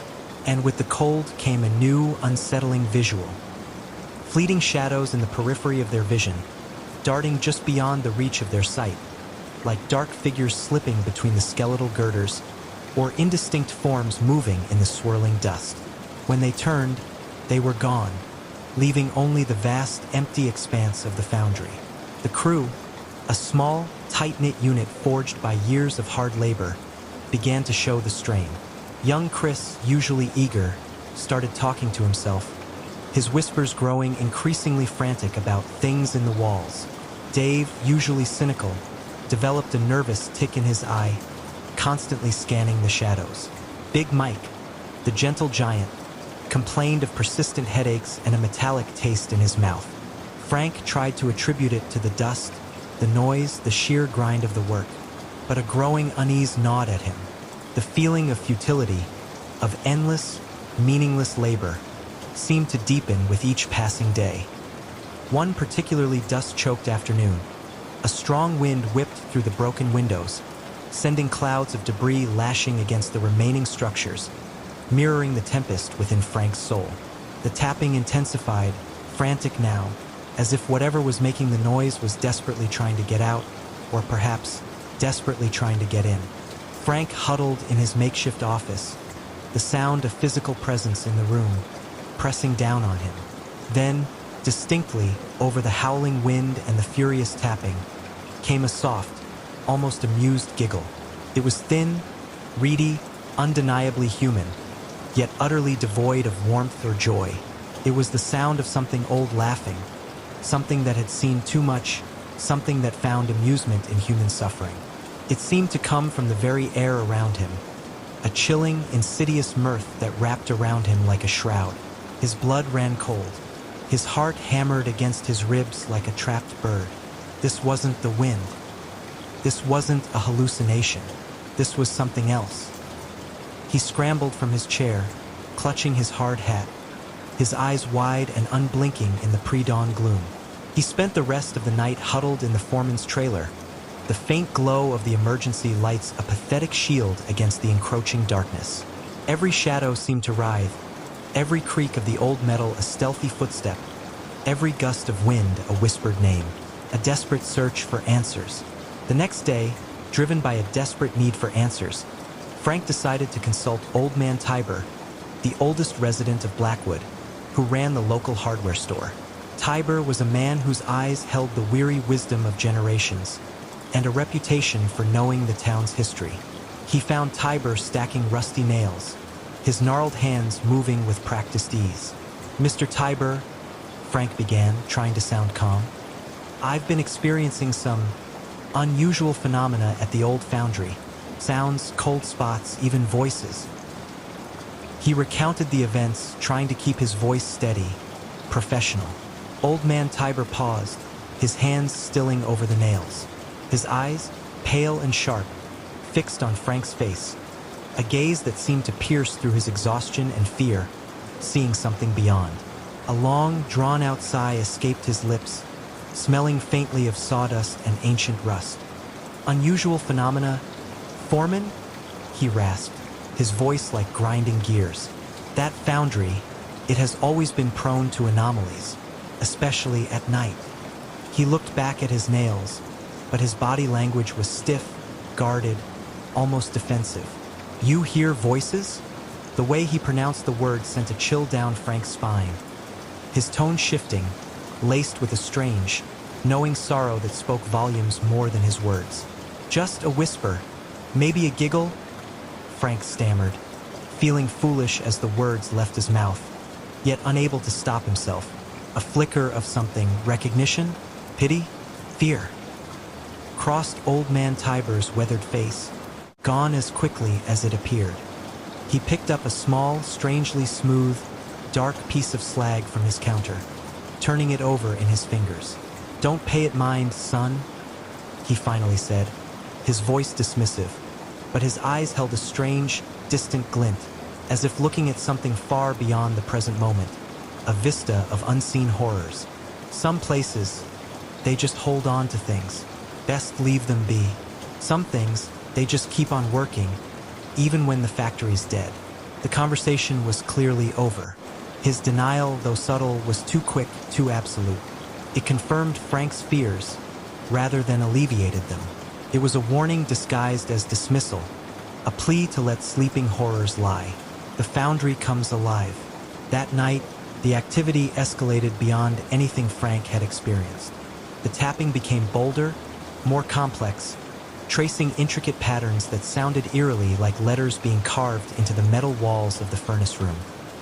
Frank pressed his ear to the cold, damp metal, trembling, and heard what sounded like faint, guttural chanting coming from deep within the foundry's foundations. A low, rhythmic hum that vibrated through the ground, a dark counterpoint to the frantic tapping. It was primal, ancient, like nothing he had ever heard, resonating with a disturbing, almost magnetic pull. And that clinging, damp cold intensified, bringing with it a new, disturbing scent.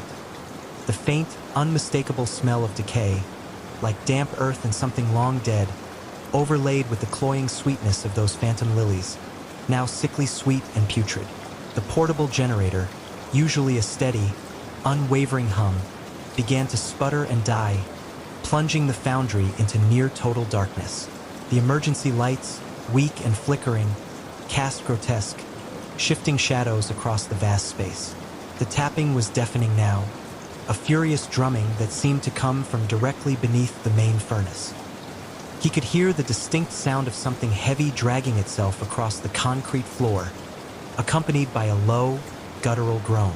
The giggling intensified, surrounding him, pressing in, mocking his deepest fears, his profound weariness. He scrambled from his office, tripping over his own feet, collapsing in a heap on the cold floor. He looked around, desperate for a sign, a clue. His gaze fell upon a small, strangely smooth, dark piece of slag he had found near the old casting pits earlier. As he clutched it, a faint, iridescent shimmer pulsed from its surface, and he saw them. Faint, swirling, intricate symbols etched across its dark surface, identical to the ones he'd seen in an old, forgotten book from his childhood, the ones that had haunted his dreams. His blood ran cold. This wasn't just a foundry. This was connected. A piercing, unearthly shriek suddenly tore through the foundry, echoing from the very depths of the ground. It was a sound of pure agony and malevolence, a sound that ripped through his already frayed nerves, freezing him in place. The tapping stopped. The giggling stopped. The whispers ceased. A profound, echoing silence descended, heavier and more terrifying than before, a vacuum of sound. Then, from the massive, rusted maw of the main furnace, a dark, viscous liquid began to seep, slowly, inexorably, spreading across the concrete floor. It was thick, black, and smelled of decay and that metallic tang. And from the depths of the furnace, something began to emerge. It was impossibly thin, a series of undulating segments that writhed and pulsed in the dim light. Its skin was slick and glistening, a sickly gray-green, covered in faint, almost imperceptible scales. It had no discernible head or limbs, just a long serpentine body that coiled and uncoiled, slowly, deliberately, filling the space where molten metal once flowed. And from its surface, hundreds of tiny, iridescent orbs dripped, falling onto the dark concrete with soft, wet plinks, each one pulsing with a faint, hypnotic glow. This was the source. This was the entity Old Man Tiber had warned about, the creature that fed on despair, on futility, on the endless, grinding work that led nowhere. The one for which the foundry was its maw. As the creature, or whatever it was, continued to emerge, the air grew thick with that cloying, sweet scent, mixed now with something truly vile, like stagnant water and rotting meat. The cold intensified, a physical pressure that seemed to squeeze the very life from him. The creature paused, its segmented body filling the entire furnace opening, its presence overwhelming. And then, from somewhere within its undulating mass, a single black, unblinking eye slowly opened. It was vast and ancient, reflecting the dim light, and it fixed on Frank with an intelligence that was chillingly profound, utterly devoid of emotion, yet filled with an ancient, predatory hunger. A voice, not heard with his ears but impressed directly into his mind, echoed in his skull, a chorus of cold, ancient whispers. You toil, you build, you destroy, for nothing. Your futility is my feast, your burnout my sustenance, your resentment my meal. Frank stumbled backward, a choked gasp escaping his lips. His stoicism, already so profound, shattered completely, replaced by pure, unadulterated terror. The orbs on the floor pulsed, beckoning, but the sight of the creature, its vast, unblinking eye, and the chilling realization of its true nature, filled him with a horror that transcended even his deepest despair. This wasn't just a job, it was a pact. He was its sustenance. The foundry was its maw. The creature's segments began to twitch, and a single, long, translucent tendril uncoiled from its mass, reaching towards him. It moved slowly, deliberately, its tip dripping with the iridescent liquid. The despair in his gut screamed for it, but his mind recoiled. "Run!" Frank screamed, his voice raw, finally breaking free of his paralysis. He turned and ran, blindly, instinctively, a desperate primal flight. He scrambled through the foundry, past his terrified crewmates, Chris whimpering, Dave frozen in place, Big Mike staring blankly, his feet slipping on the dusty floor. The foundry seemed to groan around him, the shadows stretching, reaching, the cold intensifying, the scent of decay overwhelming. The metal buckled, the ground shook, as if the entire structure was trying to swallow him whole. He burst out the main gate, into the cool, damp air of the autumn night. The distant lights of Blackwood seemed impossibly far away. He didn't look back. He just ran blindly, through the overgrown fields, towards the faint, distant glow of the highway. He could hear the creature's low chuckle fading behind him, a promise of its patience, its endless wait. He ran until his lungs burned, until his legs gave out, until he collapsed on the side of the road, gasping for air, tears streaming down his face. The despair still clung to him, a familiar weight, but it was now laced with a new, terrifying knowledge. He had seen the face of his own darkness, and it had been hungry. He never returned to the Blackwood Foundry. He abandoned all his belongings, his tools, his very identity within those walls. The lucrative contract had come at an unspeakable price, a price paid not in money, but in sanity. He left Blackwood that night, never looking back, a place now forever synonymous with horror. Months later, living in a small, anonymous apartment in a different city, the nightmares still came. The tapping, the giggling, the whispers, the slithering, the black eye, but something had changed. The sheer, undeniable horror he had faced had, paradoxically, stripped away his cynicism, leaving him with a raw, terrifying understanding of true evil. He no longer sought solace. He sought only escape. His stoicism wasn't restored, not in the way he had once known it. The scars ran deep, etched into his very being. But he faced it now, no new illusions. Sometimes, when the night was utterly silent, he would still feel a lingering chill, a phantom cold spot in the room, or swear he heard a faint whisper on the wind, a dry, reedy chuckle. And he knew, with a chilling certainty, that the Blackwood Foundry wasn't just an old building. It was a living, breathing entity, a monstrous maw waiting to consume the unsuspecting, its roots buried deep in something far older and far more terrifying than dust and forgotten labor. And he was just one more offering in its long, hungry history, forever marked by the night he escaped its insidious embrace. He was a survivor, but he was also a testament to the insatiable hunger that lurked in the shadows, a hunger that had almost consumed him whole. He had escaped, yes, but he carried a piece of the foundry, and its despair, within him, a constant, chilling reminder of the darkness that had almost claimed him. And he wondered about Chris, Dave, and Big Mike. Had they escaped, or had they become part of the endless work?